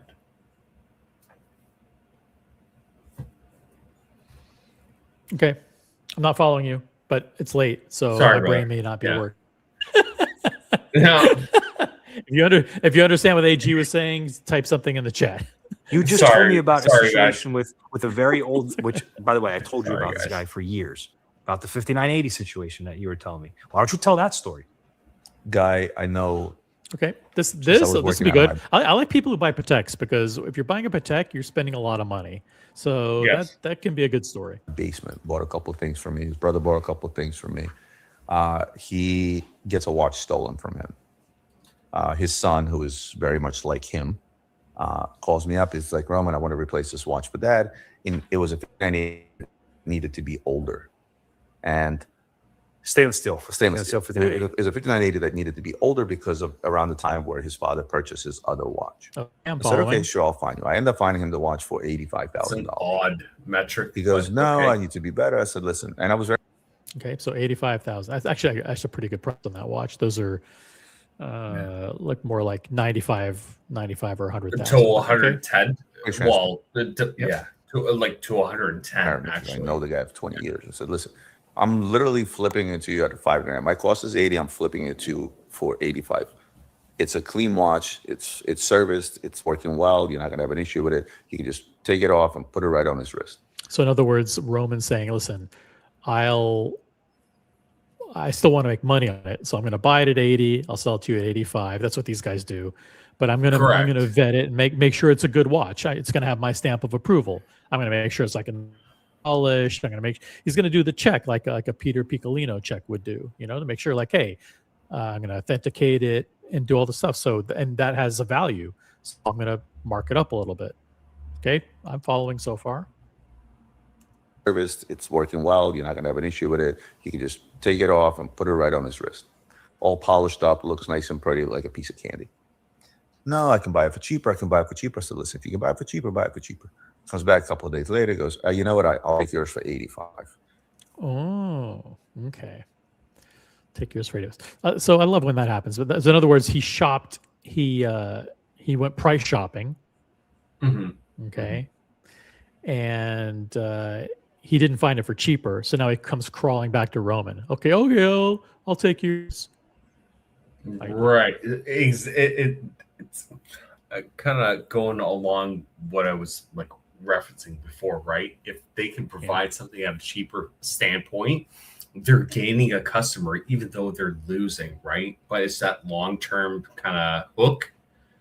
But it's not realistic, because if anybody else tries to do that, well, they can see you can't find it, and then you're going to try to source it from Roman. Again, it's a marketing funnel, right? They're establishing the cost and price of things over a period of time that may or may not be picked up by certain individuals. But again, like, I'm sorry, I've seen this over the pandemic till now, and there's a lot of like correlations here and deltas that are making sense. That's what I'm saying. Like, sorry. Everybody tells me I can find stuff cheaper. 8 out of 10 times is not true. Bottom line. It's like the worst buying technique, by the way, that buyers can. Oh, I found it. Call bluff. I just call people's bluff because we know the market. But that's what we do with sellers too, by the way, is we'll shop around. It's like, hey, I have something to sell, and who are you going to go with? The guy who gives you the highest price. It's like, I mean, a lot of the times, unless you have like a good relationship with a certain place, their price is a little bit less. But you know what? I just want to make sure I like working with them, so I'll take a little bit less. But if the gap's too big, you're gonna be like, hey, I'll just go with the people, right? Even if it's a one-time thing where I'm gonna get the most money.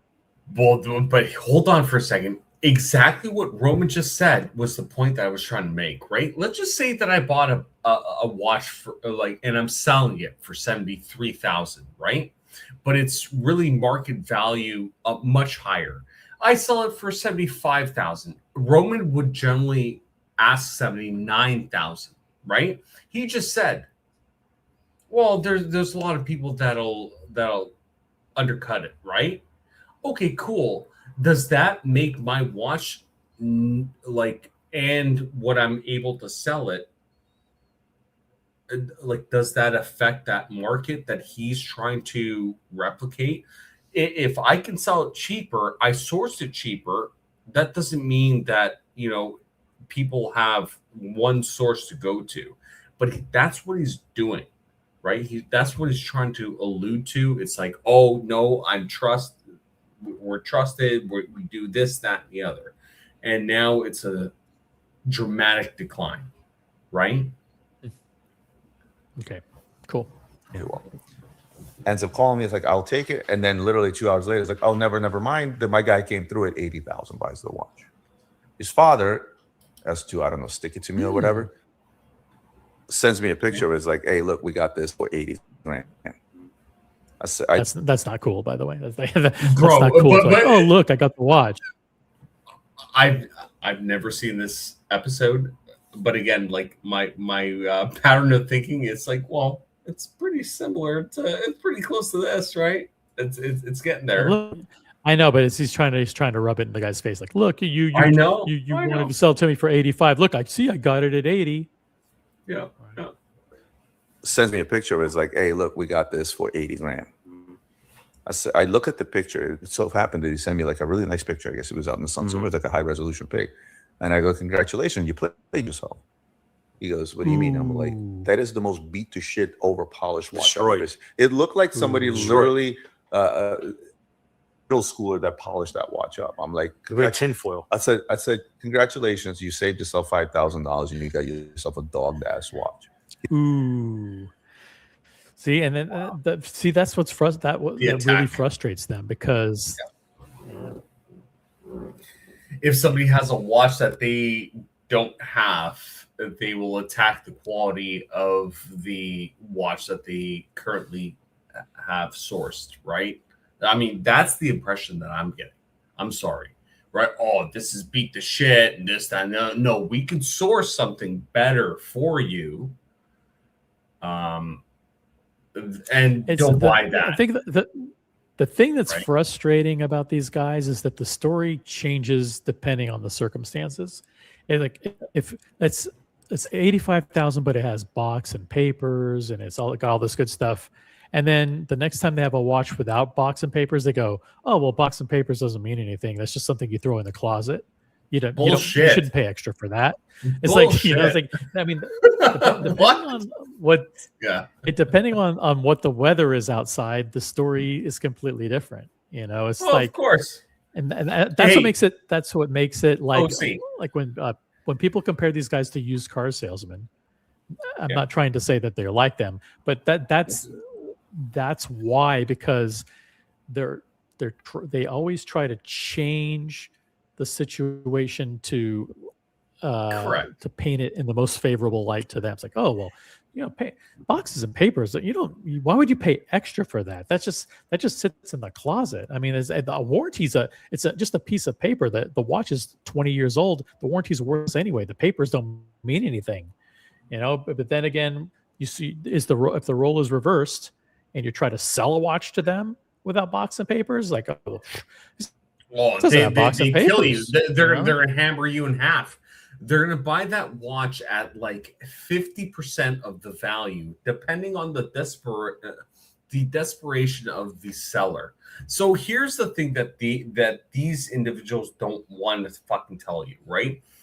People may come to them selling certain watches or want to consign watches, and well, at times they don't want to tell them that they're facing some sort of financial hardship, right? Some sort of difficulty in life. That's why they're liquidating said pieces. Well, chooches will be chooches, right? And they will do chooch things. So they'll seize the opportunity. They will, depending on the like watch, they will inflate it based on their provenance and their community, and they attribute everything on how popular they are, not specifically how, like, what the market is going for. And because individuals want to be a part of this community and have some sort of a tie to, and just say, hey, I bought this from Roman Sharf. Again, like the whole space, like this whole ecosystem, this whole watch collecting sphere with the influencers has individuals, unfortunately, taking a bath on certain deals where they shouldn't, but because they want to fit in and be a part of a specific group and community, they will do it with a smile. You know what I mean? Like this is exactly why I wouldn't buy anything from Luxury Bazaar. I would rather buy it a lot cheaper or relatively cheaper and know that I have some sort of recourse. Not that people don't have recourse with Luxury Bazaar, but locally, right? And not what's up, Doc with Mick? a lot Got of Doc Mick in controversy. the chat. I want to say hi to Doc Mick. What's up? He Pardon. sounds bitter. He's talking about Adrian. I am. No, sorry. he's talking about Adrian Oh, okay. in the chat. Yep. We got R. Foister in the chat. You're stoned if you think he's buying it at 80 and selling it for 85. He'll try to buy it at 65. I think normally when they're buying from a customer that comes to them who wants to sell a watch, yeah, they maximize their margins. In this case, they're sourcing a watch for a family friend, basically. So he's not. I don't think he's going to gouge the guy for 20 grand. Like then the guy was looking, found it for 80, bought it for 80, and listen, maybe there's a sense of self-satisfaction looking at that watch going, I did work finding the right guy who had the right watch because it was a family friend. And then this guy went out to save $5,000 and ended up with a piece of shit. So the problem is that everything becomes a math equation, right? Like, like a lot of people are not like into like complex math and like algorithms and whatever. It doesn't matter. Like, you buy a watch, you expect to get it at a discount, whether or not you can get it from the AD and your ability and, well, fucking frankly, your time and date when you walked in and you just happen to have that opportunity. Who cares, right? They gave you the watch. It's worth this, that, and the other. If you get undercut, why should you eat that? But also, again, for the provenance of having Roman sell your watch or be a part of that community, who gives a shit? Like, you're like, All right, it gonna pisses keep going. me off. Gonna keep going. Yeah. All right, let's go. He's like, ha, All ha, right, ha, buddy. very funny. 2 weeks later, I get a phone call. He's like, listen, can you help me out servicing this thing? It's not Ooh, working. shit. So it's broken. Funny. 2 weeks later, I get a phone call. He's like, listen, can you help me out servicing this thing? It stopped working. It's not running. I said, well, doesn't the guy have a warranty? He's like, no. I was like, can you go to the guy and tell him it stopped working? 2 weeks later, he's like, yeah, I tried. He said, the watch was sold as is. I'm like, well, it's a good thing you spent $5,000. He's like, well, can you service it for me? I said, no. Good. I said, tell go him ahead to fuck off. How about that? Yeah. Yeah, I'm pretty actually much, on I'm actually on Roman's side on this one. Like, like the guy buys a watch from somebody else, then comes back crying back to Roman. Hey, something happened with the guy. He's not standing behind the watch. Well, did Roman vouch for the guy? I don't think he did. He was Well, hold on. But you see what I mean? Did Roman vouch for the guy? There's no evidence that he did. Well, okay, but you see what I'm saying, right? Like, we have like the wizard and all this stuff and this, that, and the other, where people are linked to individuals that source watches or work on behalf as I don't know why the guy would be reaching out to Roman saying like, "Hey, I bought the watch and the guy ghosted me and he won't take care of me," and then he's asking Roman to service it for him. I don't know why he would do that, and I'm glad if Roman wasn't involved with that guy. I'm glad he's like, listen, fuck, I'm washing my hands of this thing.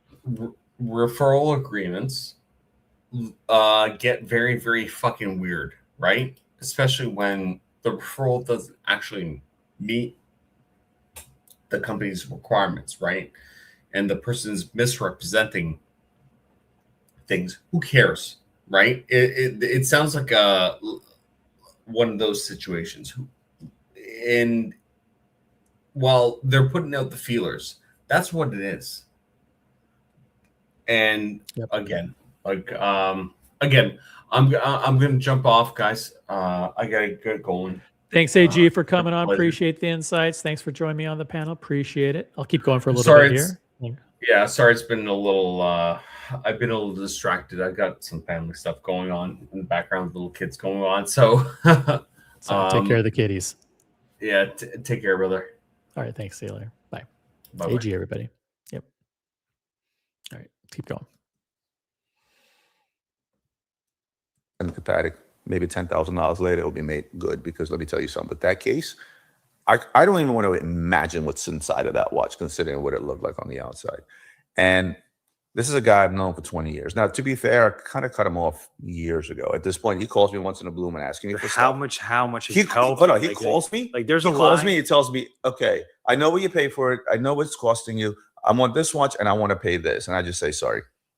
We have gone. Listen, I've seen you go. It doesn't sound like a friend. That's for sure. Beyond personal clients, I've listened to the conversations with. That's my nice side of things for years, right? At some point, you got to draw a line. He chose price over service, and he paid the price, and ultimately, but he chose price.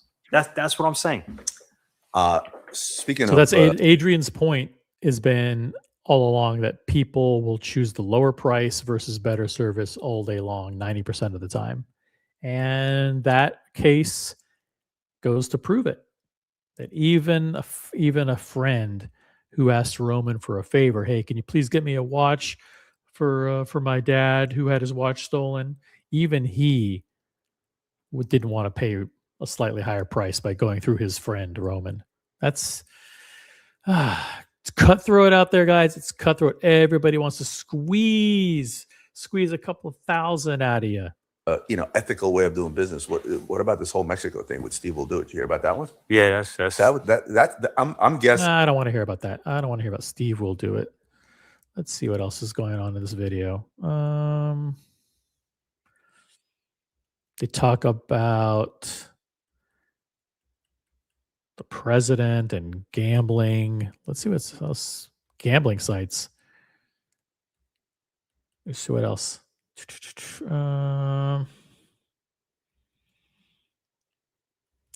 China. I don't want Chinese watches. What else is in here?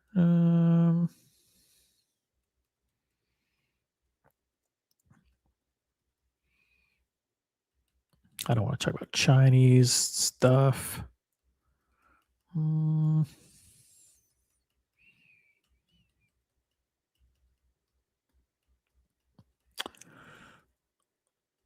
Sorry, I don't have any timestamps here.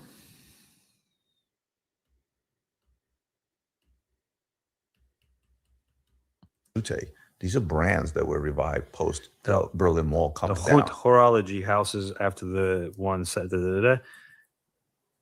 they have none. No houses are segmented. I have no idea what we're talking about. Here. What are you wearing, Roman? I am wearing a. What are you wearing? What's on the wrist? Territory. What are you wearing, Roman? I am wearing a. I know what you're wearing, but a lot of people Aren't you supposed to do that at the beginning of the show? 5180. Aren't you supposed to do that at the beginning? What are you wearing, OC? Just to recap, Patek Philippe. Patek Philippe. Reach for the cross.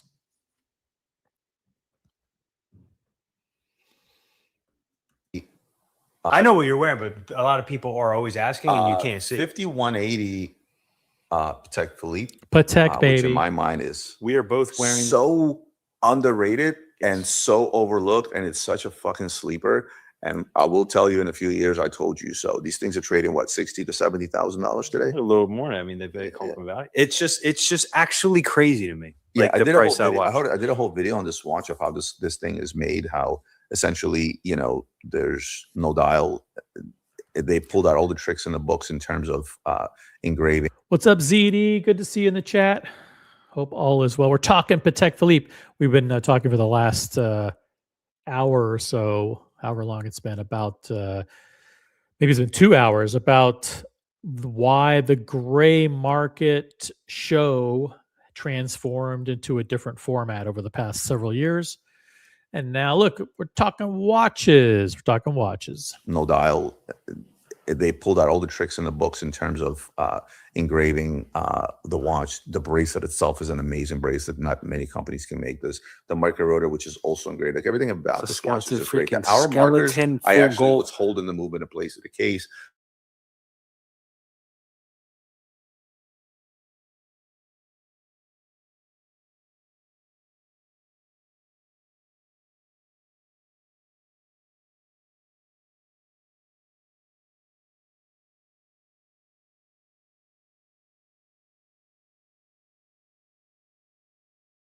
I haven't watched this segment, so I'm just gonna. This is conjecture on my part. I think what this is, and they've been talking about this for the last several months.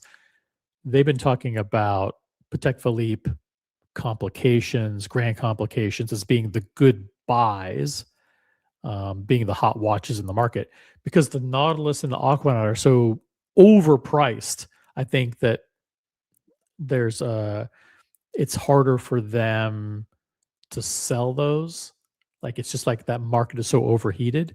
So what they're basically doing is reshaping what it means to be a Patek loyal Patek customer. And actually don't disagree with their definition. Like someone who likes Patek or someone who loves Patek is someone who loves the Calatrava, the Grand Complications, perpetual calendars, annual calendars, chronographs, things like that. And those are things that are great buys on the secondary market, which is their business. So of course, they're going to put an emphasis on that. But they've been doing that all along for many, many years. I think they've been focusing on the value pieces at Patek. Like this over a plain Nautilus? Come on. The value proposition there, and which brings me to this 5204 I'm wearing, which in my opinion is Nice. Absolutely beautiful. This looks like it is a split second. I'm surprised they even know some of this shit. I actually kind of know about watches sometimes. Look like a split second chronograph perpetual calendar. Split second? Yeah, looks like that. a shame of the value of this watch. A shame. It's actually crazy to me. You told me when you bought it. That looks and that has a particular aesthetic. It looks a lot like it has the straight lugs, and then it's kind of a thicker one, kind of like a longa in it. But it's a perpetual calendar chronograph, with a split second. So it's going to be thick. It's got to fit all that shit in there. Hundreds and hundreds of parts in there. Of the value of this watch. A shame. It's actually crazy to me. You told me when you bought it a few days ago. I remember when it came in, you said that There's Aquanauts that are more expensive. this was the biggest value buy of the month. For sure. With that, like a What are they trading at? So you have a rose gold 5204 here on a strap. Just look at what a 5204 in white gold is today at Patek. It's $430,000.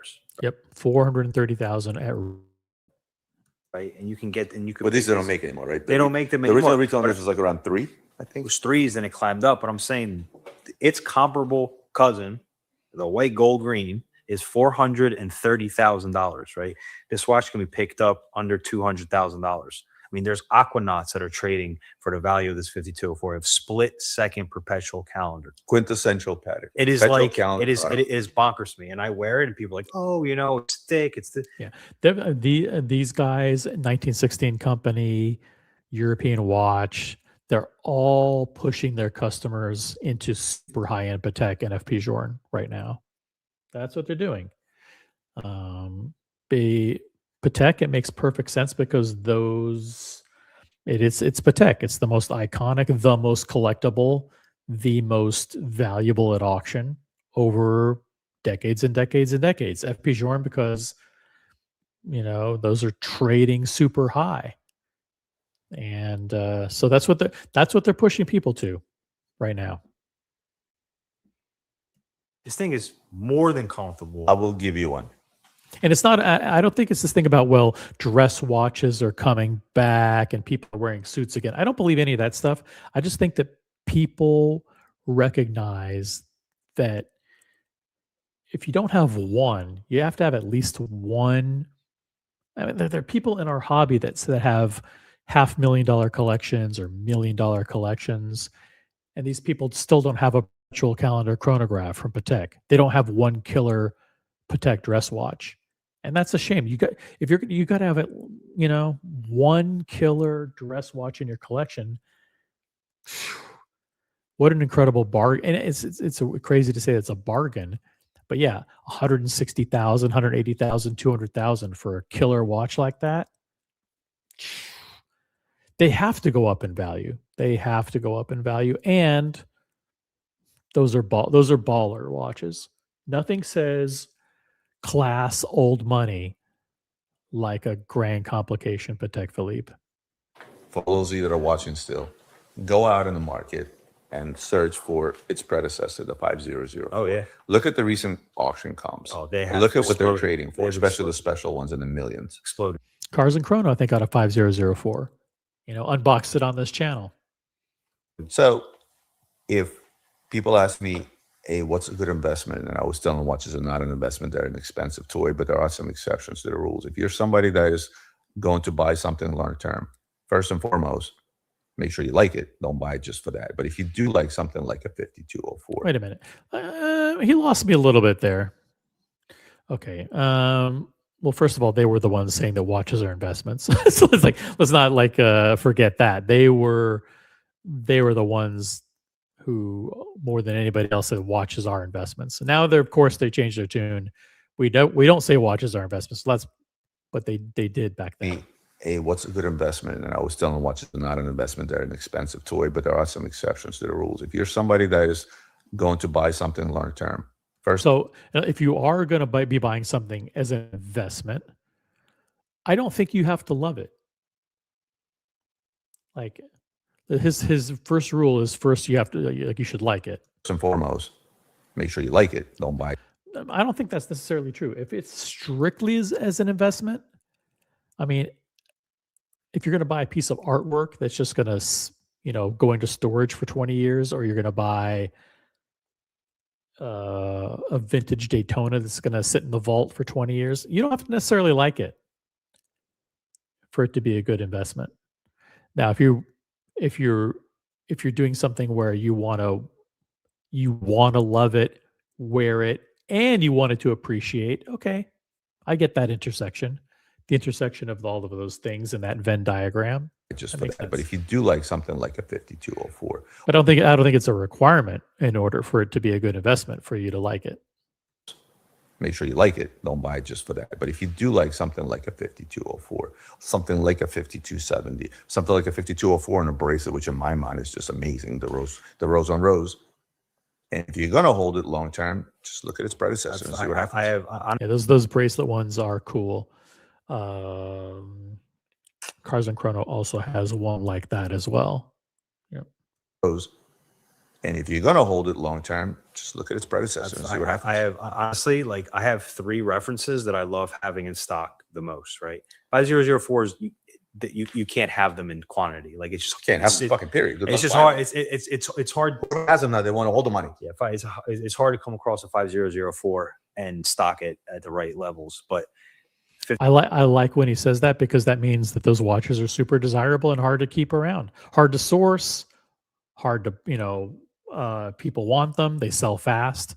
That's the sign of a good watch. 5270s in any metal, 5970s in any metal, and 5204s. I just think that, like, those 3 references are just so important to protect. I'm gonna Philippe, and throw- just- Spot on the money. He's spot on. He's spot on the money, guys. Listen, if you're in the mood it's late, but if you're going to digest anything from tonight's show, think about what Adrian just said, because these are the references. If you are in the position to spend $200,000 on a killer watch, these are the watches. 004 and stock it at the right levels. But 5270s in any metal, 5970s in any metal, and 5204s. I just think that, like, those 3 references are just so important to protect. I'm gonna Philippe, and throw just- a couple of annual counters into the mix. yeah, but 5905s, 5205s. 5205, 5205, man, 52. I think the 3940, Hey, he didn't include the 5396, but that's okay. 5205s. 5205, 5205, man, 5205. I think the 3940s were slept on 59 as early as a year ago, and now all of a sudden Love that one. Yeah, 3940s. Very classic looking. Super symmetrical, conservative, very classy. they're obviously blowing up. So you go to the next one, you go to the 5040s, you can go, you can look at things, and it's so easy with Patek Philippe. It's like you had the 3970s that nobody wanted to fall out. Now It's easy with Patek because the hot models become so hot and so expensive that you can't afford them. So then you look at, okay, well, what is close to that? Like, what's the next generation that came after that, or the generation before, that maybe is a little bit more under the radar? So I might be able to pick it up a little bit cheaper, and then those explode, and then you have to move on to the next thing. blew up. First years are trading upwards of $1 million, and they were like 80. And now what's the next thing? What's the 5970? Well, those kind of blown up because they're also discontinued. So the next is the 5270. You literally have a guide in regards to collectability, but it all comes down to the same thing: the most collectible watches in the world are Patek Philippe Perpetual Calendar Chronos. Bottom line, most expensive, most collected, most coveted. Hey, he sounds like me. That sounds exactly like something I would say. It all comes down to the same thing. The most collectible watches in the world are Patek Philippe Perpetual Calendar Chronos. Bottom line. Most expensive, most collected, most coveted. One day I want to own a box of all 5270 Platinums. Salmon, the green, the gray, the red, the blue. Nice. That's a little bit. I mean, it's thick. I like the aesthetic of them, but it's a little bit conservative. The typography is a little bit conservative for me. A little kind of antique-y. It's a little bit thicker. I like a little bit more of a modern looking watch, but I get it. These are classic. They're iconic looking. That'd be kind of cool. Do you get sushi again if you get the same one? Sushi? Yeah. By the way, yeah. All right. Let me shift gears now. And let me see if I can find it. Thank you, by the way, to Roman Sharf and Luxury Bazaar. I'll drop a link to their channel because, after all, I was able to play their content for free. Fair use. So 486,000 subscribers. There's the link to the Roman Sharf channel on YouTube. Now, let's see here. Let me just check my Instagram real quick. And let's pivot to a different topic. And let me pull it up here. Because it's interesting what I find it very fascinating what Nico Leonard is doing with Hublot. He is almost like he's like doubling down on his attacks on Hublot. And I'm not sure why. Let me see here.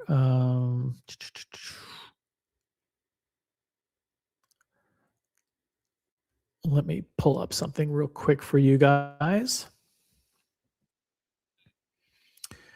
Check this out. Oh, boom. Now, this is a video that just came out a few weeks ago, but it's what Nico's team did is they went back and put together a whole bunch of clips of Nico trashing Hublot. And let's listen in. Yeah, it's hey. Oh, I'm born ready, bro. Let her hop. Oh, 92 yards. If I become CEO of Hublot, I can do what all the previous CEOs should have been doing in the first place, just destroy the brand. VVSG colored diamonds, which are one of the finest types of diamonds available. Exactly, because the only thing he talks about in this watch is diamonds and not about the watch. You see what I mean? Because it's not a watch, it's a piece of shit. Chat, who is he? He has 2 watches on. You're saying, whoa, Nunez. Can I point out, he's not wearing 2 watches. He's wearing a Hublot piece of shit and a Whoop and the other wrist. Today, I bought my first ever Hublot, and let me tell you, it's shit. So this is from June 19th, about 3 weeks ago. So he's really, really doubling down on the anti-Hublot content. Look at the comments.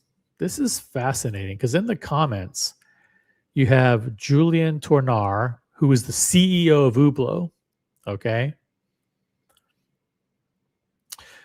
And Julian says, still waiting for you to visit us and see how amazing and beautiful this brand is. And I do have a few years of experience in our industry. And this becomes like a very public feud here. And Nico responds and says, I gave you the opportunity to make a meaningful impact by matching my 100,000 pound donation to a charity that actually makes a huge difference. You declined. Now, this is back when Nico and Roman were going back and forth, sniping at each other.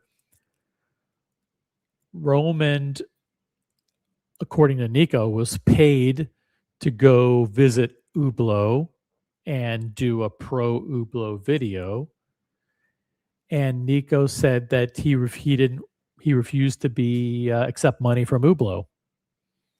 He said, instead, give the money to charity and I'll come do a factory tour. Now, Nico here says, instead of giving 100,000 pounds to charity, instead you chose to spend millions on celebrity appearances and influencer parties, including 50 Cent. This tells me everything I need to know about where your priorities lie. You state that Hublot is a great brand, but somehow this seems to miss that a truly great brand understands that its legacy is not built solely on who attends its parties, but on the positive impact it leaves behind. Wow.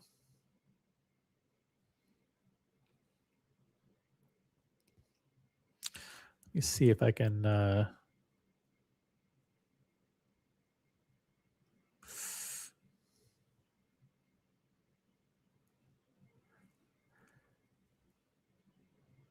scroll down a little bit.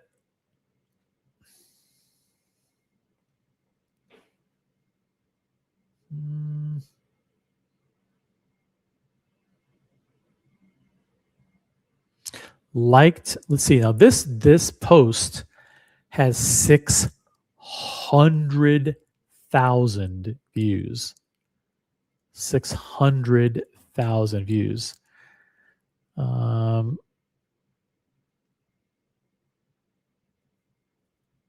Let me see. How come I can't scroll on this thing? Hold on a second. Let me.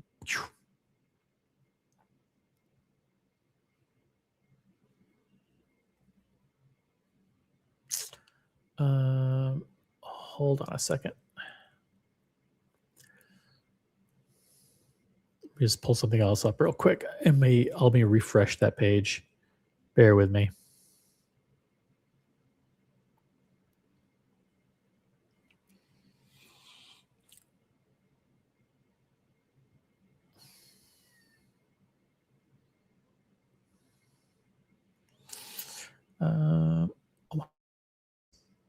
Big.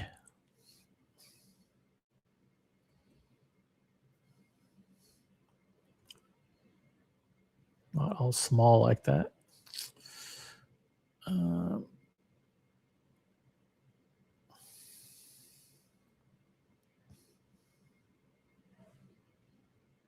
Hold on a second.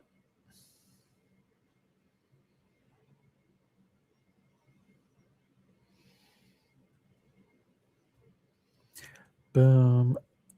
All right.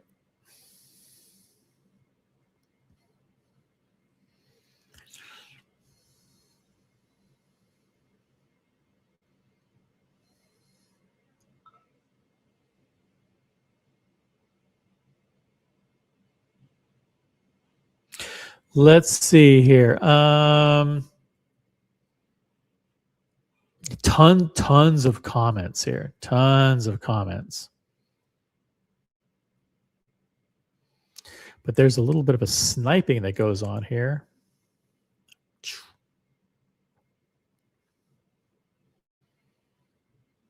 Let me pull this up.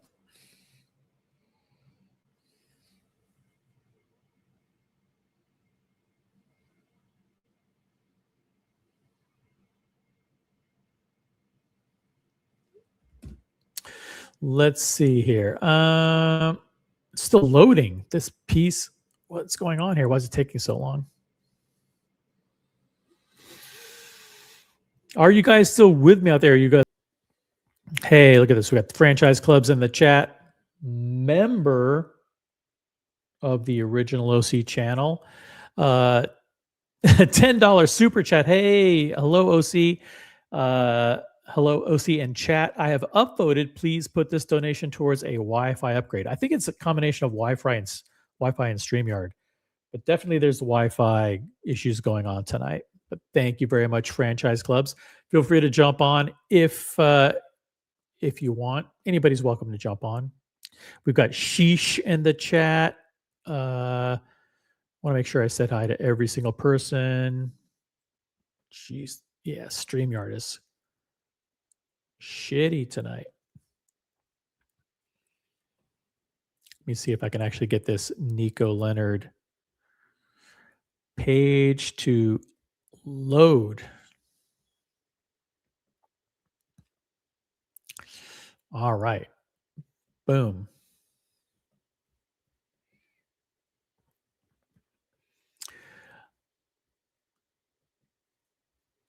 And let's see here.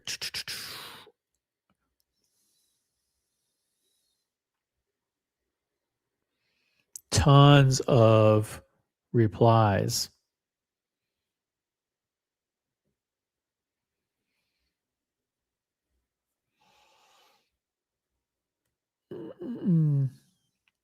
Wow. This little dork, Jack Doherty's in there.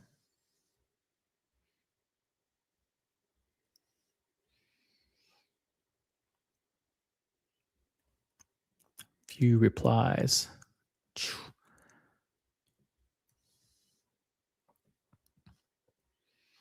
Julian Tournard. Dear Nico, not aligned indeed on this one. I don't accept blackmailing, especially when we are among brands that give away the most. My respectful invitation was just to make you understand and learn about a brand you obviously don't know much about. Anyway, hate is not my business at all. Wow. And then he goes on to talk about we only use high quality, in-house movements, high quality movements.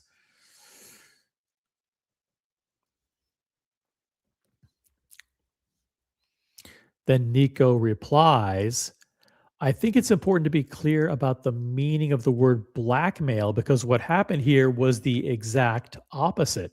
Blackmail is the act of demanding something through threats, coercion, or the threat of exposing information. At no point did I threaten you, your company, or anyone associated with it. In fact, I was happy to accept your invitation. The only thing I asked was that instead of paying me, like you do to so many celebrities and influencers, you make a 100,000 pound donation to a charity that is incredibly important. So in other words, he's like, hey, I know you offered to pay me and Roman to go to your factory. You paid Roman to go.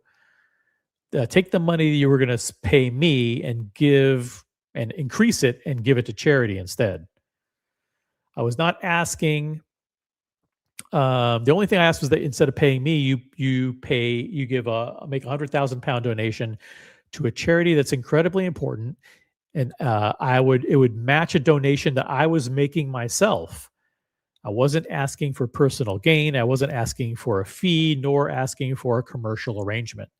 My view was simple. You have a significant budget available for celebrities, influencers, entertainment, and appearances, then directing a portion of that towards a charitable cause.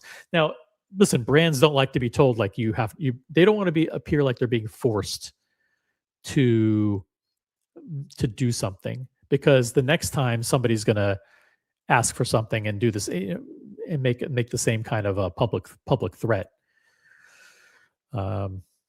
Nico goes on to say this was never about the money. It was about principles. A beautiful brand would have seen an opportunity to create a positive impact. This is like very, very nasty at this point between Nico and the CEO of Hublot.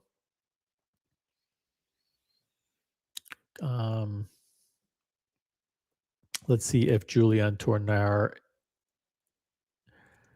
jumps back into the chat here.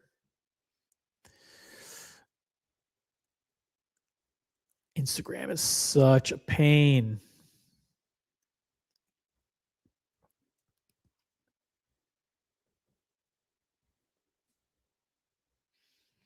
But yeah, it was a very public feud here. And Nico is going out of his way to double down on the hatred of Hublot. Julian Tornar, CEO of Hublot, says, we give spontaneously to plenty of charities, but here, again, ignorance is the point. And then, of course, he's still arguing with people about the quality of the watches.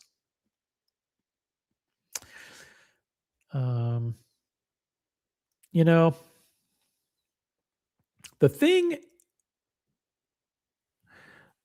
with what Nico did by putting a spotlight on Hublot, it may have had just a compounding effect in the industry. And unfortunately, fortunately or unfortunately, it doesn't look like Hublot is going to survive.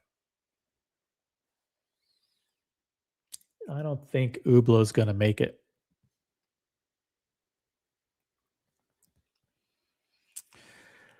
And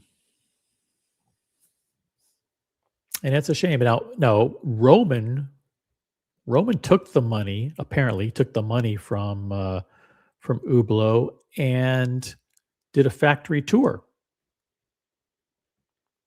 He actually.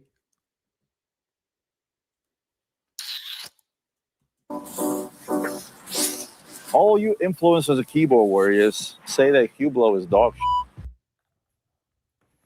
shit. Oh, for fuck's sake. Or perhaps I can change your mind.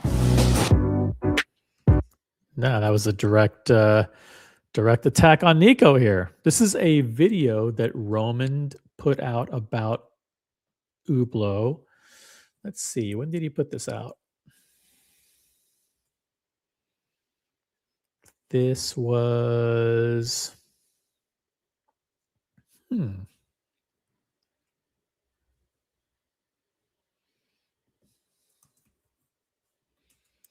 This came out on 7 months ago. Hublot watches don't deserve the hate. This is the factory tour right there. Hold on a second. This is like a whole thing he did about Hublot. Check this out. I mean, he had actually had script writers and everything go through this. Follow century-old rules, but Hublot has never really played by those rules. They carved out a reputation as one of the most disruptive forces in Swiss watchmaking. I truly believe Hublot does not get the credit they deserve. Don't take my word for it. See it for yourself.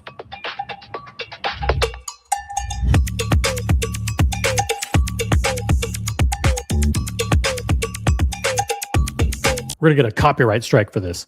By the way, shout out to Roman Sharf's YouTube channel. We are playing copyrighted content. We do so in the spirit and in the letter of the law. Copyright law, U.S. copyright law under fair use. We're doing a commentary. So we're going to start with the first facility where we machine all our components for movements and for cases, mainly technicians. This is the famous factory tour. This video came out on, let's see here. This video came out 2 weeks ago.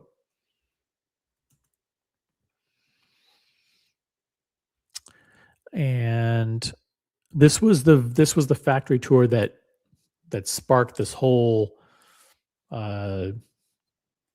feud between Nico and Roman, or maybe just amplified it, where Nico said Roman was taking money from Hublot. Nico refused to take the money, and now there's this whole spat between Nico and the CEO of Hublot. Very public feud. But this is now, this is the factory tour.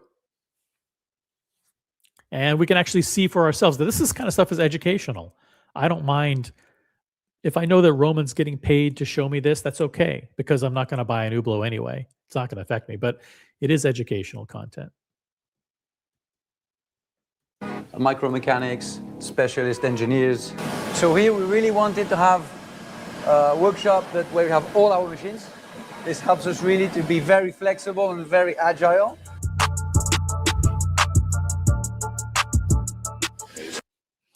It is. These facilities are amazing. So we're going to start through here.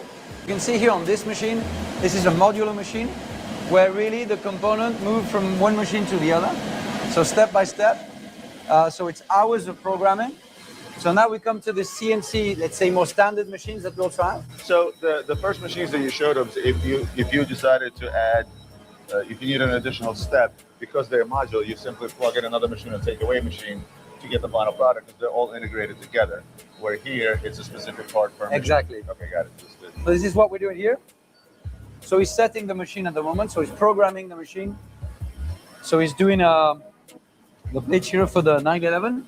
So this is the main plate. So like all of the components, it looks like all the components are actually made here, which is just insane. I mean, Hublot is the worst performing brand for the last 2 years. So they may not be around very much longer. It's a shame because, you know, they've actually come a long way. But we can't feel sorry for Hublot or any of these other brands. There's going to be 400 brands that fall by the wayside. Hey, we got Jonathan Quayle Higgins in the chat. What's up? Good to see Jonathan Quayle Higgins here. Actual watch knowledge is in the chat. We have the smart collectors are here. Basil's Bezels is here too. So we have the smart collectors and we also have Basil's Bezels. Good to see. It's fun. It's fun when anybody joins the chat. Appreciate it. And upvote the show. We've got I think we got like 12 people who are completely asleep right now. But if now Roman is doing the factory tour. This is the factory tour. To the 911, and you can see this is where all the barrels will come. 2 days of setting the machine for this operation. Takes 2 days to set that. You guys can watch this. I'll drop the link to this video in the chat. You can watch it on your own time if you want to. Boom. I'll give these channels credit, but it is an incredible operation. Takes 2 days just to program the machine to mill the part that they need for the movement. I'll ask him a question. Yeah. Once he's done setting the machine in a typical day, how many of those components will this machine produce once it's all programmed? So it's only 4 pieces, but as it's very technical, programming is quite long, and then the machine is quite long. It will be about a week's time production. Wow, it takes a whole week to produce 40 pieces. What a pain in the ass this watch production process is. All our complicated watches, all the profile tuning will be done here. We have the bars that are put inside this main machine. They will be pushed inside the machine, and the bar will rotate, and the tool will be still, and it's the bar that will be cut through the main tool. So it looks long, but it's very small, it's very thin, and this is the final product at the end. It's going to show us one component coming out of the machine. Just going to put it inside the rubber so we see it. That little tiny microscopic thing is what gets created from all that work. Insane. Hey, we got CB in the chat. What's up, CB? Hey, Jonathan Quell Higgins, miss you. And thanks, OC, for the good content. Well, it's mediocre content. How about that? Barely acceptable quality content. I'm going to turn my camera off. I'm going to go curly style. Oh. Oh, man. You guys are trying to cause trouble. Look, franchise clubs, Higgy, no wrench. OC is a criminal. Oh, man. No, this is the wrenches. The wrenches are very, very curated on this channel. It's we don't let just anybody on, Curly. Like Ray doesn't. We don't fucking allow Ray in the chat here. We don't allow fucking Ray and some of these guys to sabotage the panel and poison the chat. Oh my god. CB's here. All right, let's keep going. It's super late night. Is our people in Australia waking up? Is that what's going on here? Oh my! Look at that. A little tiny pinion is what they make. Jonathan, is that a pinion? It's some kind of post or some kind of pinion that goes inside the watch, right? That is insane. So this area is 5. Maybe that's part of the stem of the crown. Insane. So this area is 500 millimeter size. 500. This. You cannot even you can't put a paper through it, right? It's small. This thing is smaller than the sheet of paper. 500. He didn't mean millimeters. 500 something. You cannot even you can't put a paper through it, right? It's small. This thing is smaller than the sheet of paper. Here we're going to see all the CNC machines where we produce. Hey, shout out to Mike the Snake. The CNC machines are here. The components for our cases. So movements and cases, and at the end we have the final product. What's very interesting that we have now robots in front, and the robot will take a picture. By taking the picture, it will know exactly the orientation of the component. It will pick it up, put it inside the main machine, and then all the machine goes on through here. And we have, again, of course. What's up, Tom Voss? Wow, we got a bunch of new people filtering in. Welcome to the channel, guys. Welcome. It's the original OC channel, Smartwatch Talk for the Smart Collector. We're doing a late night stream. It's OC After Dark. We're talking about Hublot. We're talking about, we're just talking about Hublot, Nico, and what's going on with Hublot. All the tools out there now. It's just changed the tool, so it's great. It's going to the next operation, and then it starts again the machining. Oh, carbon. And here comes the carbon. Frosted carbon. So frosted carbon is an alternate material that is heavily used by Hublot. It's also featured a lot in Richard Mille watches. Who else is using frosted carbon? There are brands that use carbon, but frosted carbon specifically, it's mainly Hublot and Richard Mille. We're cutting a case out of this, starting with the raw material. Raw material, cutting, polishing.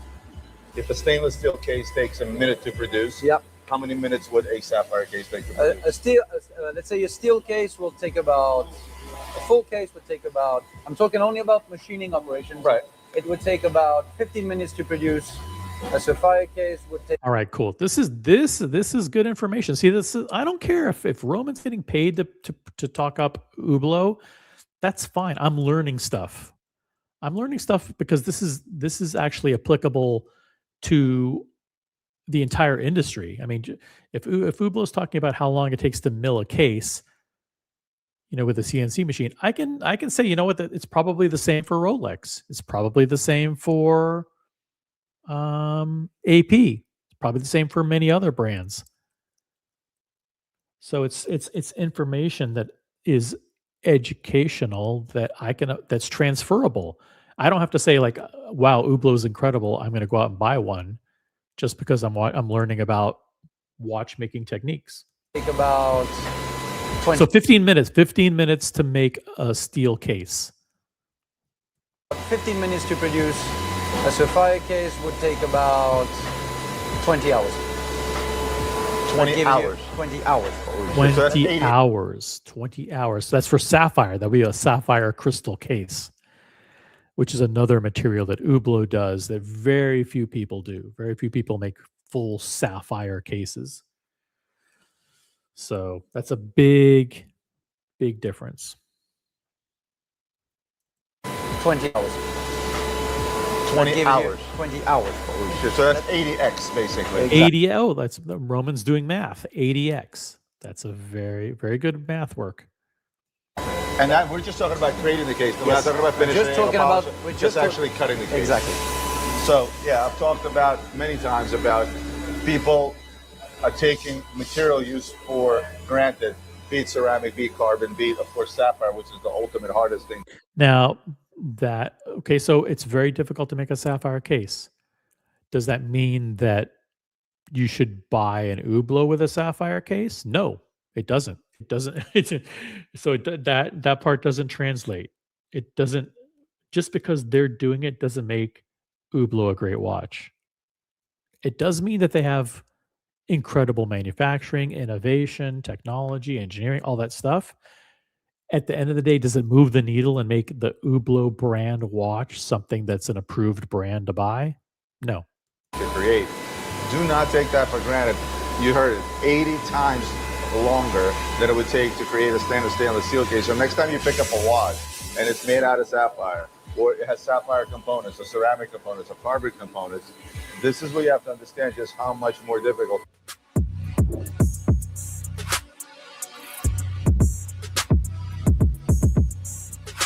And now we're gonna go to, as I said, in the workshops where we do the finishing of the components. So he's really polishing, that we can see. So this is a classic fusion case, and he's polishing. Nice classic fusion case here. Let me see here. Let's catch up. You have a valid point, OC, but even Ray has a wrench. He doesn't have one here. He doesn't. No, not on this channel. No, we don't. That's the difference. Like I respect how anybody who's on YouTube runs their channels.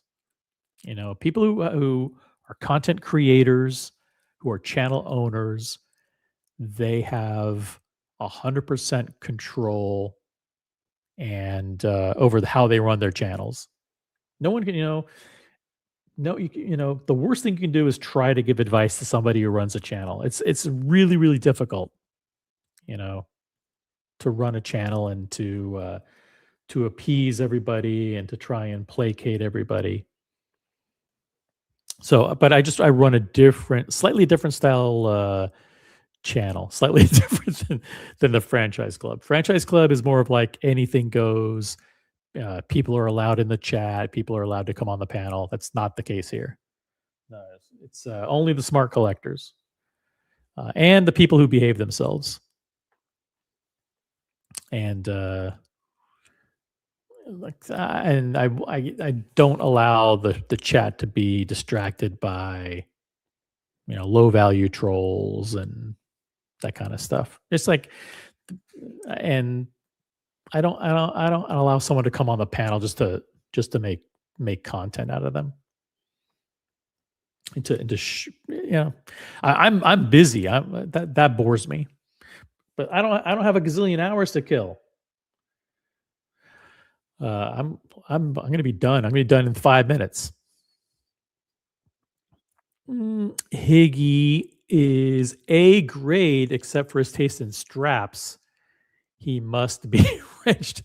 We don't see wrenches. Wrenches aren't for sale here. Wrenches are not for sale. Yeah. See, first of all, there's no need. The thing about my channel, Curly, and you know this better than anybody, is that ever since the beginning of this channel 2.5 years ago, it's never needed moderators at all, because only people who know how to behave are in the chat. Right? Everyone in the chat knows the rules. Everyone behaves. If they don't behave, they're gone. So everyone's on their best behavior. So there's no need for any moderators really. So it makes your channel, everybody has a wrench. And that strategy works for you. This channel, you don't need any wrenches, because nobody says anything out of line. If they do, they're gone. So they know not to do that. It happens to work. It works for this channel. It doesn't work for every channel. But Higgy, I do agree that Higgy is A grade. He is, if he chooses to come back and do watch content, I think the community would be better off for it.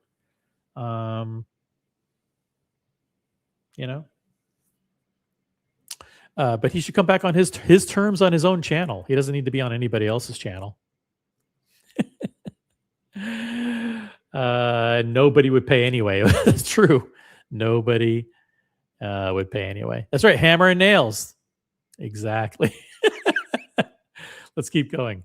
If you want to jump on and do something other than watch talk, feel free. But this is, I'm just going to run through this video because this is actually educational. The products. And nobody watches. I mean, Roman Sharf's channel has 500,000 subscribers and nobody watches this content. Nobody watches. Okay. This video, I think it got like this one was one of their bigger videos. It got like, 50,000 views, which is a lot for them. But most of their other videos get like 3,000, 4,000, 5,000 views. They get almost nothing. So here's what we call the angling. So we're angling all the components, all the side of the components, and that's all done by hand. By hand, baby, by so the hand. small wheel is going to be put in position, and then with a sandblasting paper, it will rotate and it will give us the specific finishing. So we start from here, and then at the end, this is what we get.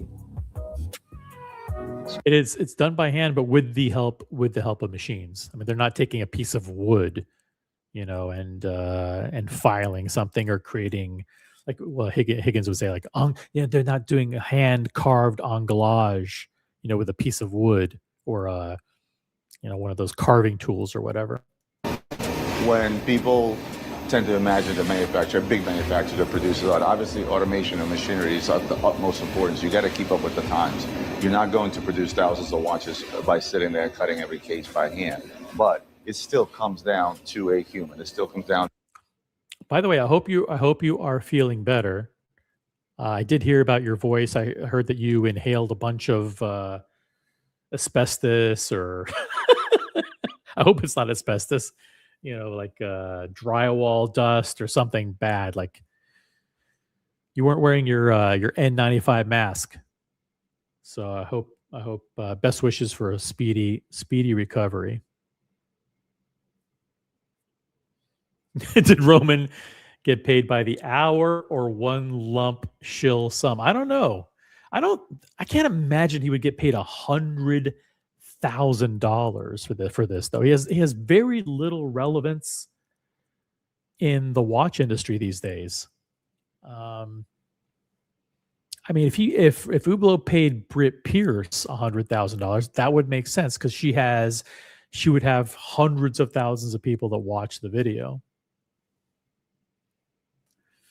But the question is, it's ROI. How many of these people are actually going to end up buying Hublot at the end of the day? I'm watching the content for free. I'm learning about watchmaking techniques. I'm learning about the craft of watchmaking. It's not Hublot specific. You go to any big brand, whether it's Tag Heuer or any of the big brands, and they're going to have similar technology, right?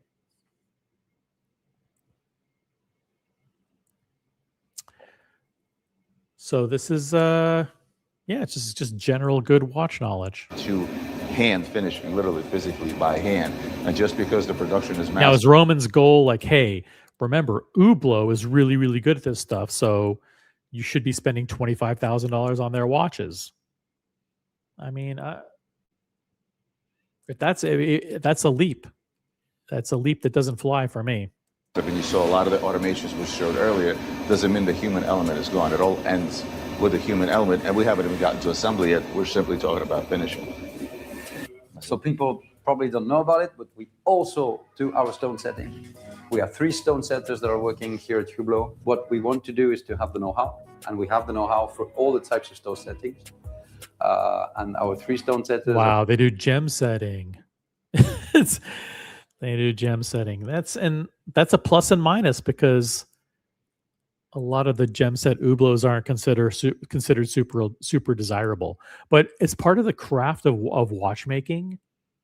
Watchmaking, horology, and gem setting go hand in hand.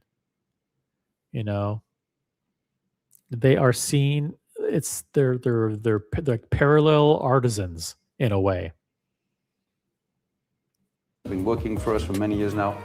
Just to give you also an example, this is a dial. If you want to look through, so this is a dial that all the setting was done by hand. You were asking the question. The skull here has really been designed fully by the stone setter, so kind of drawing. But then he worked on it and prepared it and did it all by itself.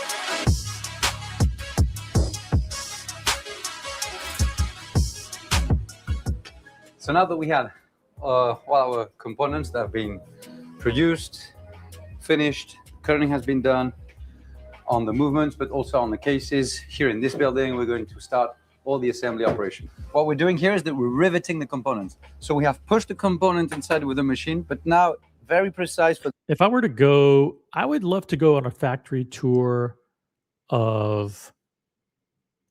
By the way, I am gonna do this one day. Either go to a factory tour of BMW or Porsche, and I think that would be fun to do. And I think it would be cool.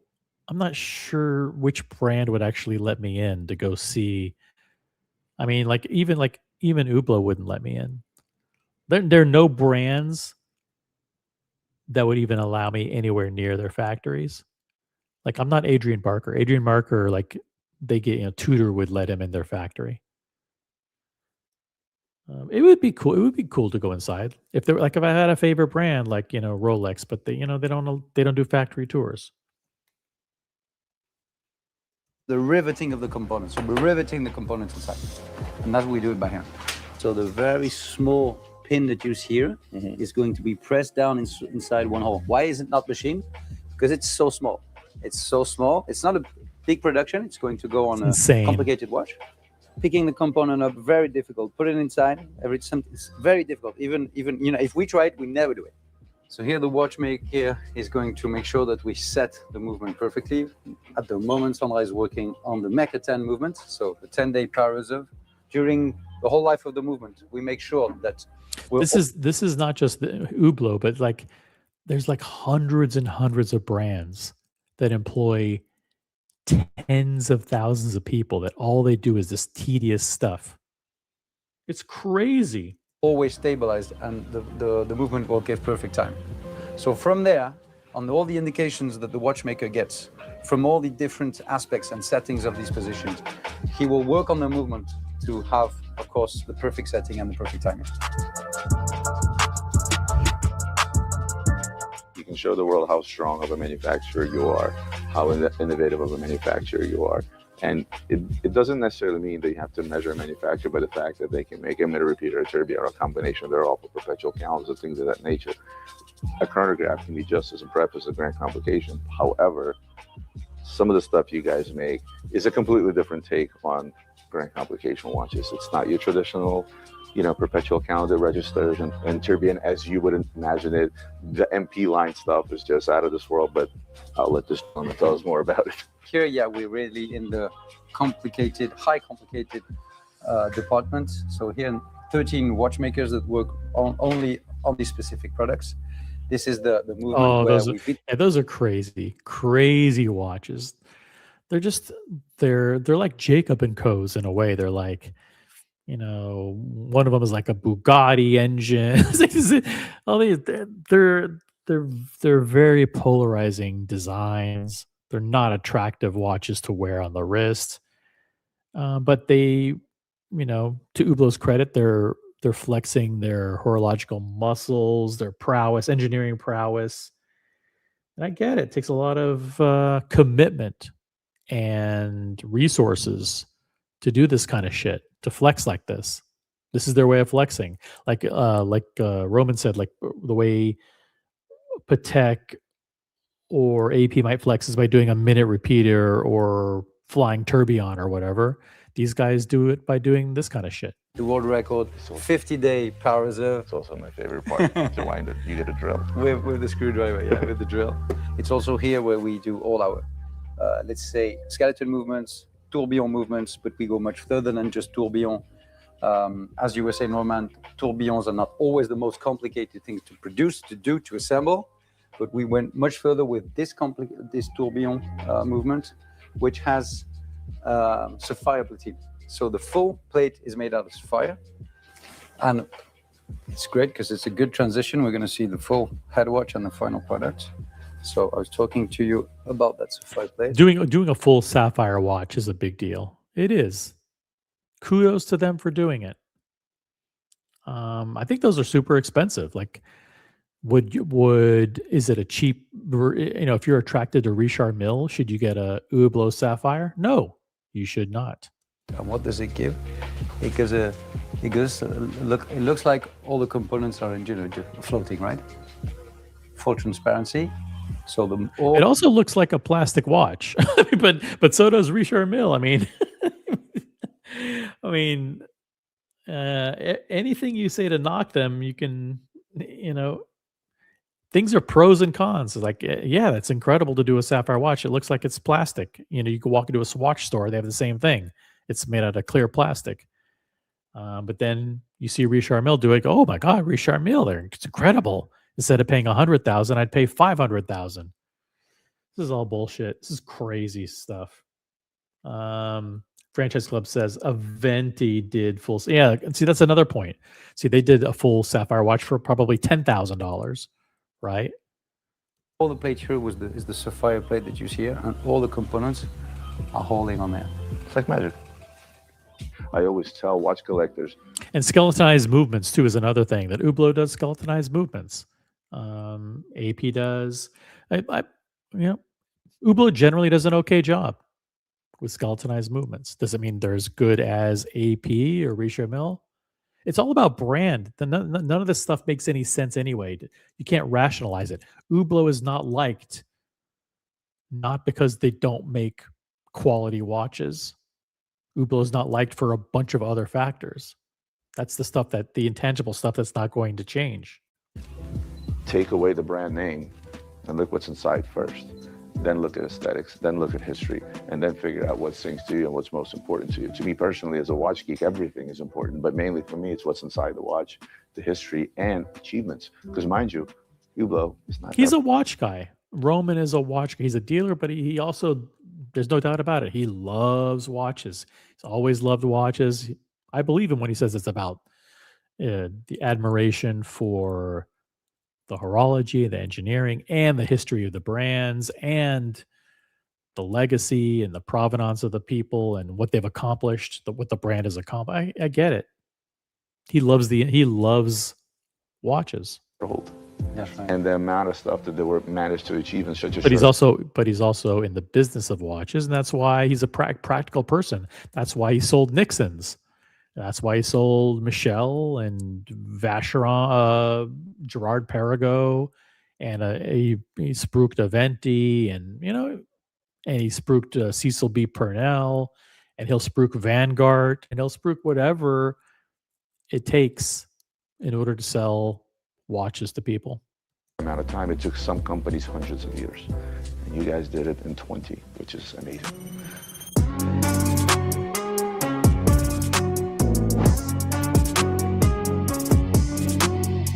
So this is going to be my favorite part. You guys know, I've told you numerous times, I love history, I love heritage, but I also love innovation and technology, and R&D is where it all happens. This is where I think this has got to be the funnest part of the factory to work in, because you get to experiment and do whatever the hell you want. Is funnest a word? I don't think funnest is a word. I think it's most fun. But I get it. You're in the heat of the moment. You're doing a video off the cuff, and you say funnest. It's okay. To try and come up with new materials, new complications, new everything, until we finally get something that you see on a beautiful video or a picture. But that takes sometimes hours, sometimes minutes, sometimes years of research and development. It's also one of the biggest costs to the manufacturer, because people always ask, oh, why does this cost so much? Well, let's ask how much 6 years of research and development costs a factory in order to come up with just perhaps a new material or a new complication. Fair point.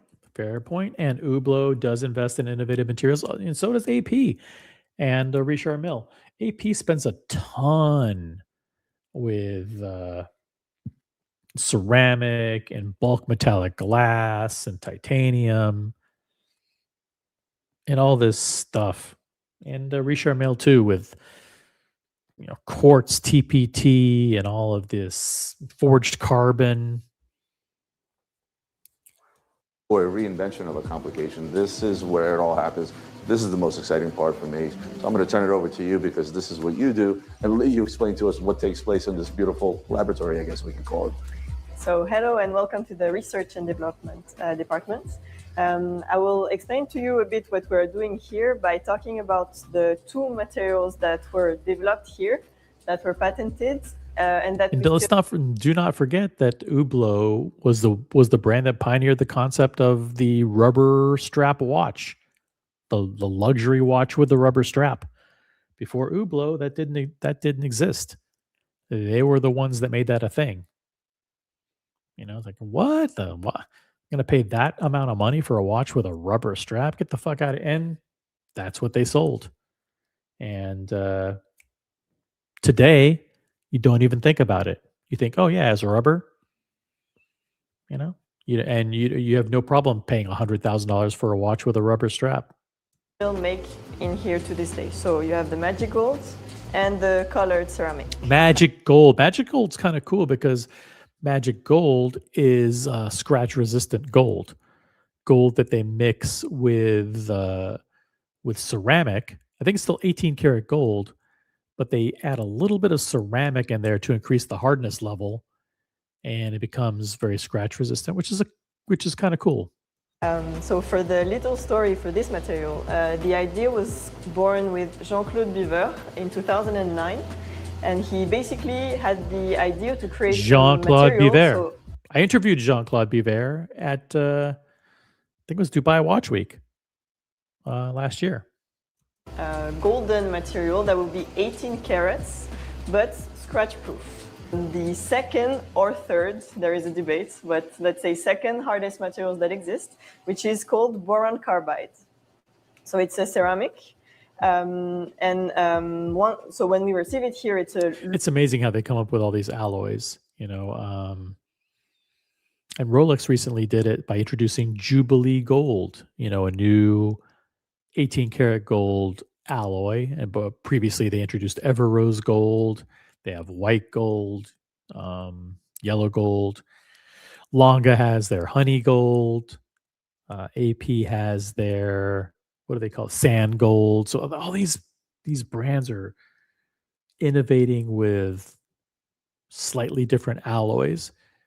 And she mentioned earlier also colored carbon. That's something else that Hublot does that nobody else does. I think Richard Mille may do it, but that's the concept of you take you add color to the carbon and then you actually fuse those elements of carbon together. So you actually have like a it looks like a what's that military thing? Like a camouflage where it's all different colors melded together. Loose powder like this. Once you go through a densification process called sintering, you convert the powder into an object like this one, which is solid. So now what we do with a tube like this is go back to the goal, which was to have gold. So for example, this is the shape for a bezel. So this is just boron carbide, same as here. What we would do is we place it in what we call a crucible. So basically that's a material that will hold... Not a crucifix, a crucible. What's inside during the heating. And then we put a gold ingot on top. We place both in the furnace that you have over there, which is gas assisted. So we will heat like a regular furnace. It will melt, but spontaneously not go inside because the gold is still too viscous, so it will not enter like the liquid did. So the molten gold will go a bit where it finds place, so outside. Then we apply the pressure and we force the gold to go inside the pores. We cut the heating and we let it solidify inside. And another thing that... Crazy stuff. Yes, it takes a lot of time and research to come up with this shit. That you can try to do is to try to check if it's actually scratch proof or not. So you have steel and you have two bezels. So they're both 18 carats. So you have our king gold, which is rose gold alloy, and the magic gold. And you can try to scratch it. So you should start with this one. Wait, this is from the poker watch, no? Yes. I could tell by the bezel. Yes. So obviously, You can really try to indent. You can use the other side as well. well, that's obviously going to get scratched up. Now watch this. I'm really trying, by the way, and it's not scratching. And I'm Whoa, incredible. Scratch resistant gold. Yay. using a drill bit. So a lot of times there are other brands, we won't mention any names, use different names for their gold products. Some use things like Honey Gold or Everrose Honey gold is Longa. Everrose gold is Rolex. Gold. Well, Magic Gold is not about naming a gold a certain way. It's actually an innovation that becomes literally unscratchable. Now tell me about I was trying to say, like, hey, they did something that's even better than Rolex. It's not about inventing a different color of gold alloy. This is actually adding scratch resistant functionality to the gold. That makes it better. this colorful Yes. palette here. So now moving on to the colored ceramic. So for the little story for this, basically we had the idea. The only thing that stopped me from buying an Hublot, says CB, are the random position screws on the bezel. You must be very OCD, CB. OCD, CB. Yeah, they're not. How do you feel about the Rolex crown not being upright? Does that bother you too? Yeah, certain things you just gotta let it go, or else it'll drive you crazy. But listen, I'm very particular about a lot of things too. So I get it. I get it. If that bothers you, then by all means, do not buy Hublot. Idea because of the collaboration with Ferrari. So we wanted to do the colors of the brands, so the yellow and the red. And it's a bit counterintuitive, but in terms of ceramics, it's very hard to make. Even though it's primary colors, it's the two hardest to make. And it wasn't seen before. So at the time, we contacted our supplier of both the ceramic that we use and the pigments that we use to color. And we tried to understand why it wasn't possible and what would happen if we tried. And they told us that we couldn't make it. And if we try, we would obtain this, which is what we got. So what we did to obtain such colors and to preserve the So how did they do it? How did they do it? Even their own ceramic provider told them it was impossible. pigments is that we didn't change the starting materials because you cannot change it. You have to work with what you have. But we changed the technique. We introduced a new technique of sintering, so we don't use the same furnace as for here. But we simply bought the two machines that you saw on the left when you entered, the one that is blinking red over there. And so these are called SPS, for spark plasma sintering. So they will sinter and densify with an electrical current that goes through the material. But on top of that, we are able to apply a very high pressure on the powder. Actually, we use molds like these. I can show you. So you have a piston, you have the matrix that you put here. And roughly what we do is we take the powder, we put it inside, and we close it again like this. And on this surface, we will apply the equivalent of 12 tons, which is a very high pressure. The particles are very close. Super high pressure, and they're going to make colored ceramic. To each other with the mechanical energy, and so you need to provide less energy in the form of heat. If you increase the pressure, you can decrease the other parameter, which is the temperature.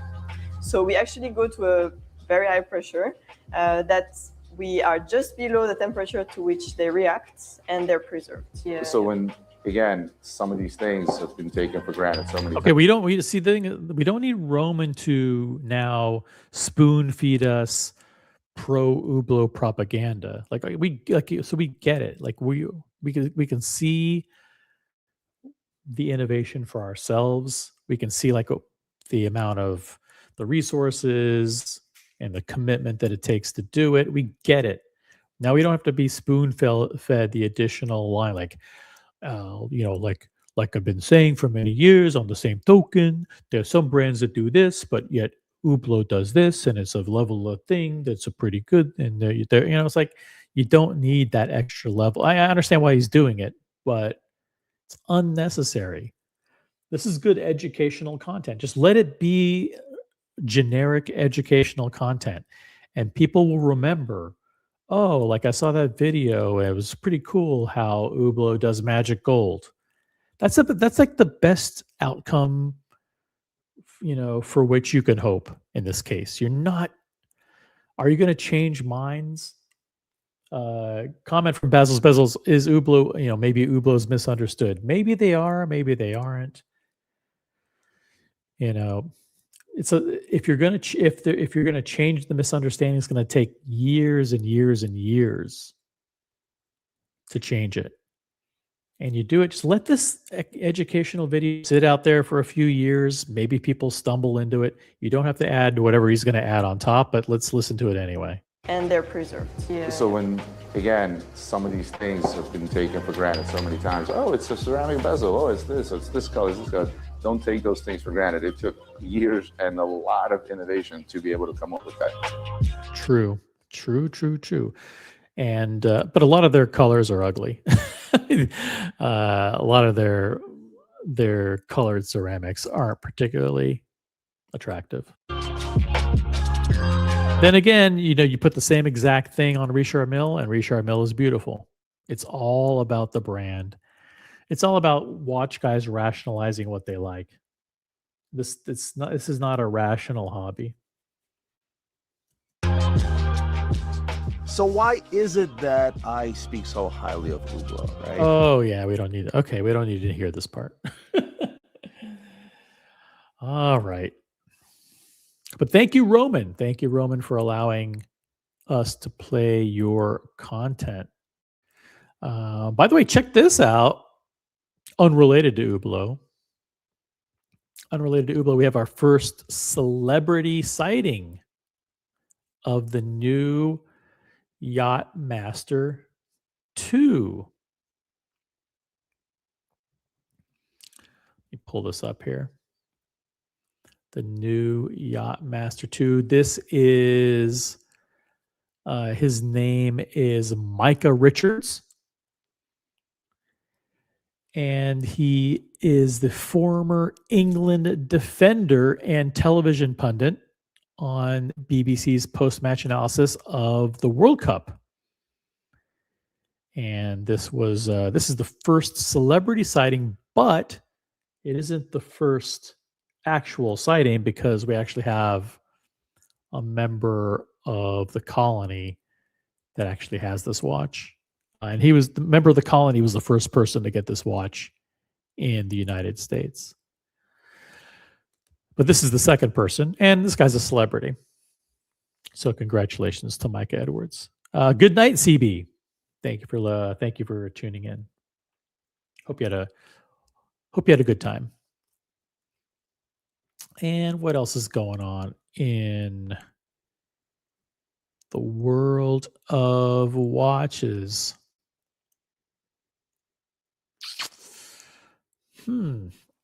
Is there anything else?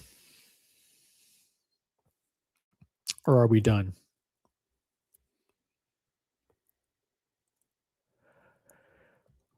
By the way, you want to see what the new here's like a new Hublot. You tell me whether you like it or not. Okay. But ironically, this just came out. Was just introduced today.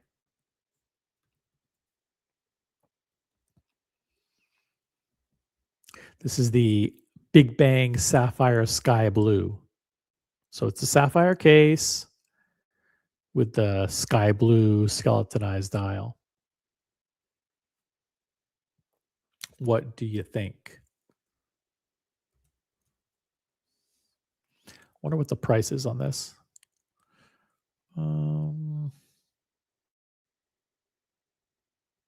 Ooh.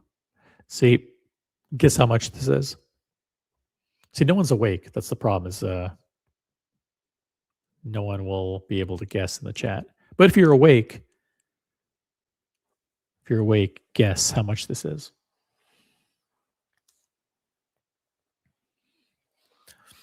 This is if you want to transition to Park Bench Premium. If anybody wants to jump on, feel free. Otherwise, this stream will end. Stream will end in 5 minutes. Only a super chat or a good panelist will keep me on the air.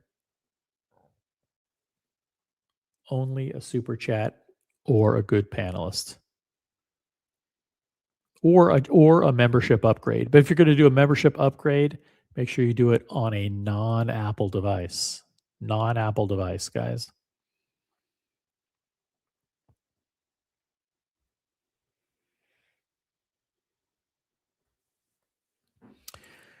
This is the Hublot Big Bang Sapphire. Hublot Big Bang Sapphire Sky Blue. It is a 44 millimeter case, polished sapphire crystal, secured by H-shaped titanium screws. The dial is a matte sky blue skeletonized dial. It's got the Mecha 10 movement. It's got the sky blue rubber strap with the titanium buckle clasp. Limited to 100 pieces. Limited to 100 pieces. Guess the price in the chat. What's up, Tickle My Talk?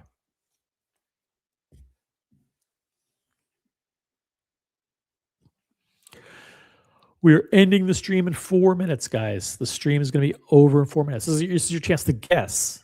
Guess how much this watch is. Everyone's asleep. It's okay. I put everybody to sleep.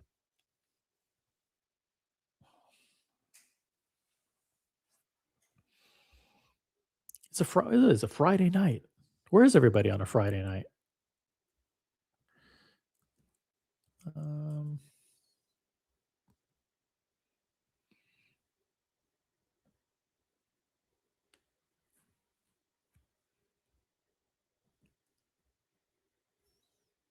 It's all good. I had fun with you guys. I had a lot of fun. By the way, hold on a second. I love this guy. Check this out. Hold on. Let me see if I can make this bigger.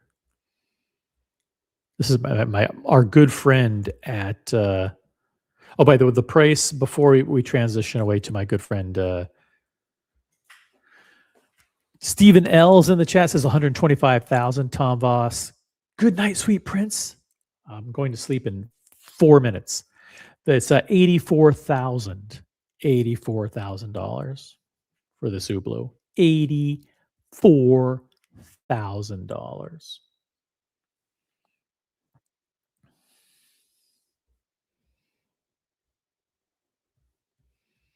Stupid crazy, huh?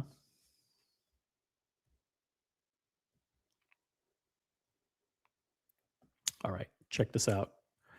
My friend at swisswatch.com. Let me see here if I can play this for you guys. Peas. I'm back. I know exactly what happened. What would that be? You probably got a low offer and you decided to come back because now you appreciate my offer, huh? Okay. I got you there. Yes, I did get some low offers. Okay, So I got you. I'm Well, what happened to 200,000? Okay. 3 APs. Trading in 3 APs. Look at this. He's like, wait a minute. You asked me for a price and you got and now you're crawling back here. Crawling back to sell again, huh? Let's start from the beginning. Here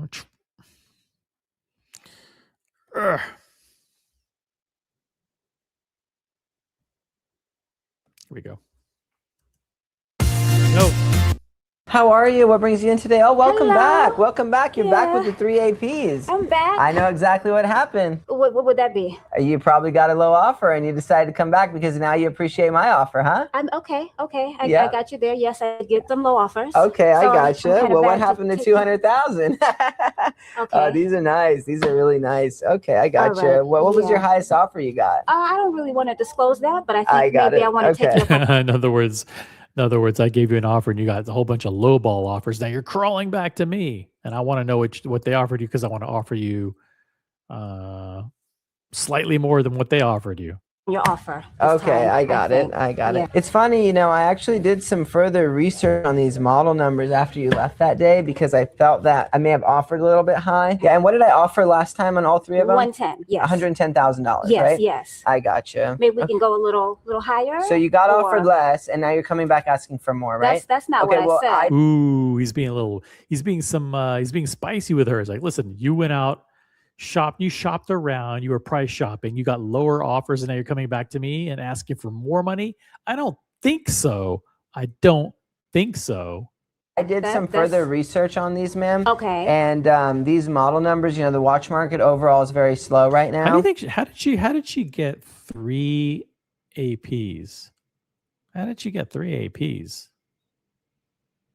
How are you? What brings you in today? Oh, welcome Hello. back. Welcome back. You're back Yeah. with the 3 APs. I'm back. I know exactly what happened. What would that be? You probably got a low offer and you decided to come back because now you appreciate my offer, huh? I'm okay. I Yeah. got you there. Yes, I did get some low offers. Okay, I So got you. I'm kinda Well, what back happened to take- 200,000?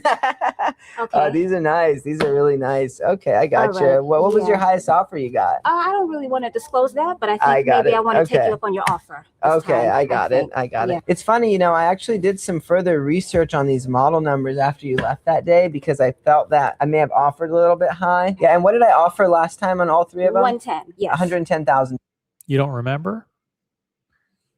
Yes. right? Yes. I got you. Maybe we can go a little higher. So you got or- offered less, and now you're coming back asking for more, right? That's not Okay, what well, I said. I did That- some that's- further research on these, ma'am. Okay. And these model numbers, the watch market overall is very slow right now. All right. and- But we agreed to. Yeah, that was that day. We didn't agree to anything. We didn't agree to jack shit. Yesterday's prices are not today's prices. So, in other words, I sense weakness. You shopped us around, you got lower prices, and now you're crawling back here thinking you're going to take advantage of me and my prices. Think again. Day, Oh, but okay. that was a few days ago, right? All right. New day. So new day, new Yeah. Yesterday's prices are not today's prices. Yes, offer, new right? day, new so day. I think that I'm going to cap it at $100,000 because obviously you probably got offers around like 80,000, But you don't know that 90,000. though. You're Yeah. just assuming yes, that I got am. I am. offers. But How my do you know? assumption that you came back a few days later. She got lowballed, and he can smell blood in the water. He can smell blood in the water. The boyfriend buys her one each birthday, maybe. No, I think she gets more frequently than that. I think she's getting these watches more frequently. I think her boyfriends, I think there's several boyfriends, probably several boyfriends. And you didn't get anything close to what I offered. I'm going to cap it at 100,000. Yeah, but what the would you know anyway? You're wearing a $20 watch. I No, mean, this at the is end my of the day, favorite watch. I mean, Actually, come yeah, on. no, you're right. This is Of my course it's favorite your- watch. I like this watch. It is about a $20 watch, but it's Okay. really reliable. And that's probably the most expensive watch you ever own in your life. Yeah, no, we're you're not- right about we're that. not on Well, the look, same let's get level. focused on the transaction. Okay. It's $100,000. I'll be willing to pay you cash on it. That's going to be the most that I can pay. If that can hold you over for a little while, I think you should take the Hold you over. Ooh, he's really sticking it to her, isn't he? $100,000. I mean, it could probably hold me for a good 2 weeks because I'll have alimony and child support. Oh, you have alimony and child support coming. Yes, of course How I have much, that if I may coming. ask? You're asking a lot of questions. Are you No, a I'm just private curious. Like that. investigator No, or I'm just something? curious. That's a very personal question. Why that's like a above and beyond there. Let's see here.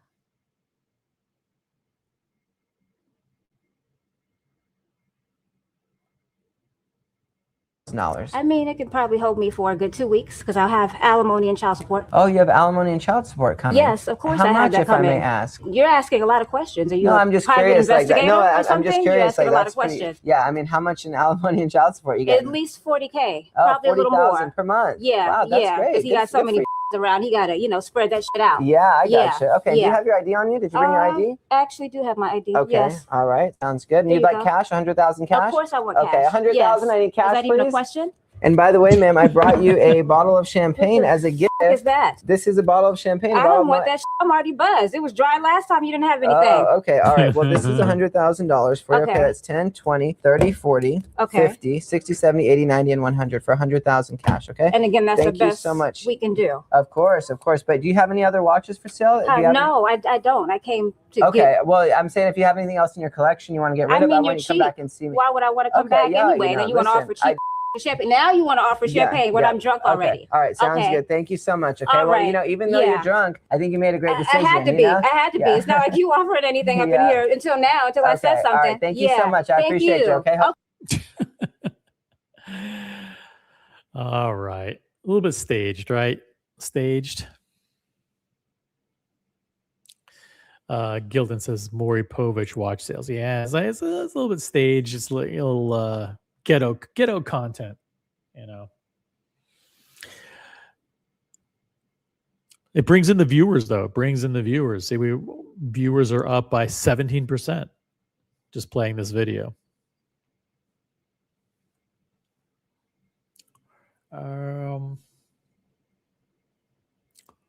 Let's see if there's another one here. How are you? What brings you in today? I'm broke, and I have 3 watches I need to sell. I have the Hawk, the Starbucks, and the Yachtmaster. Okay, I gotcha. Let's take a look. Okay, wow. Yeah, the Hulk. This is nice. This is quite collectible. You know that. Thank you. Okay, wow, 2 green Rolexes.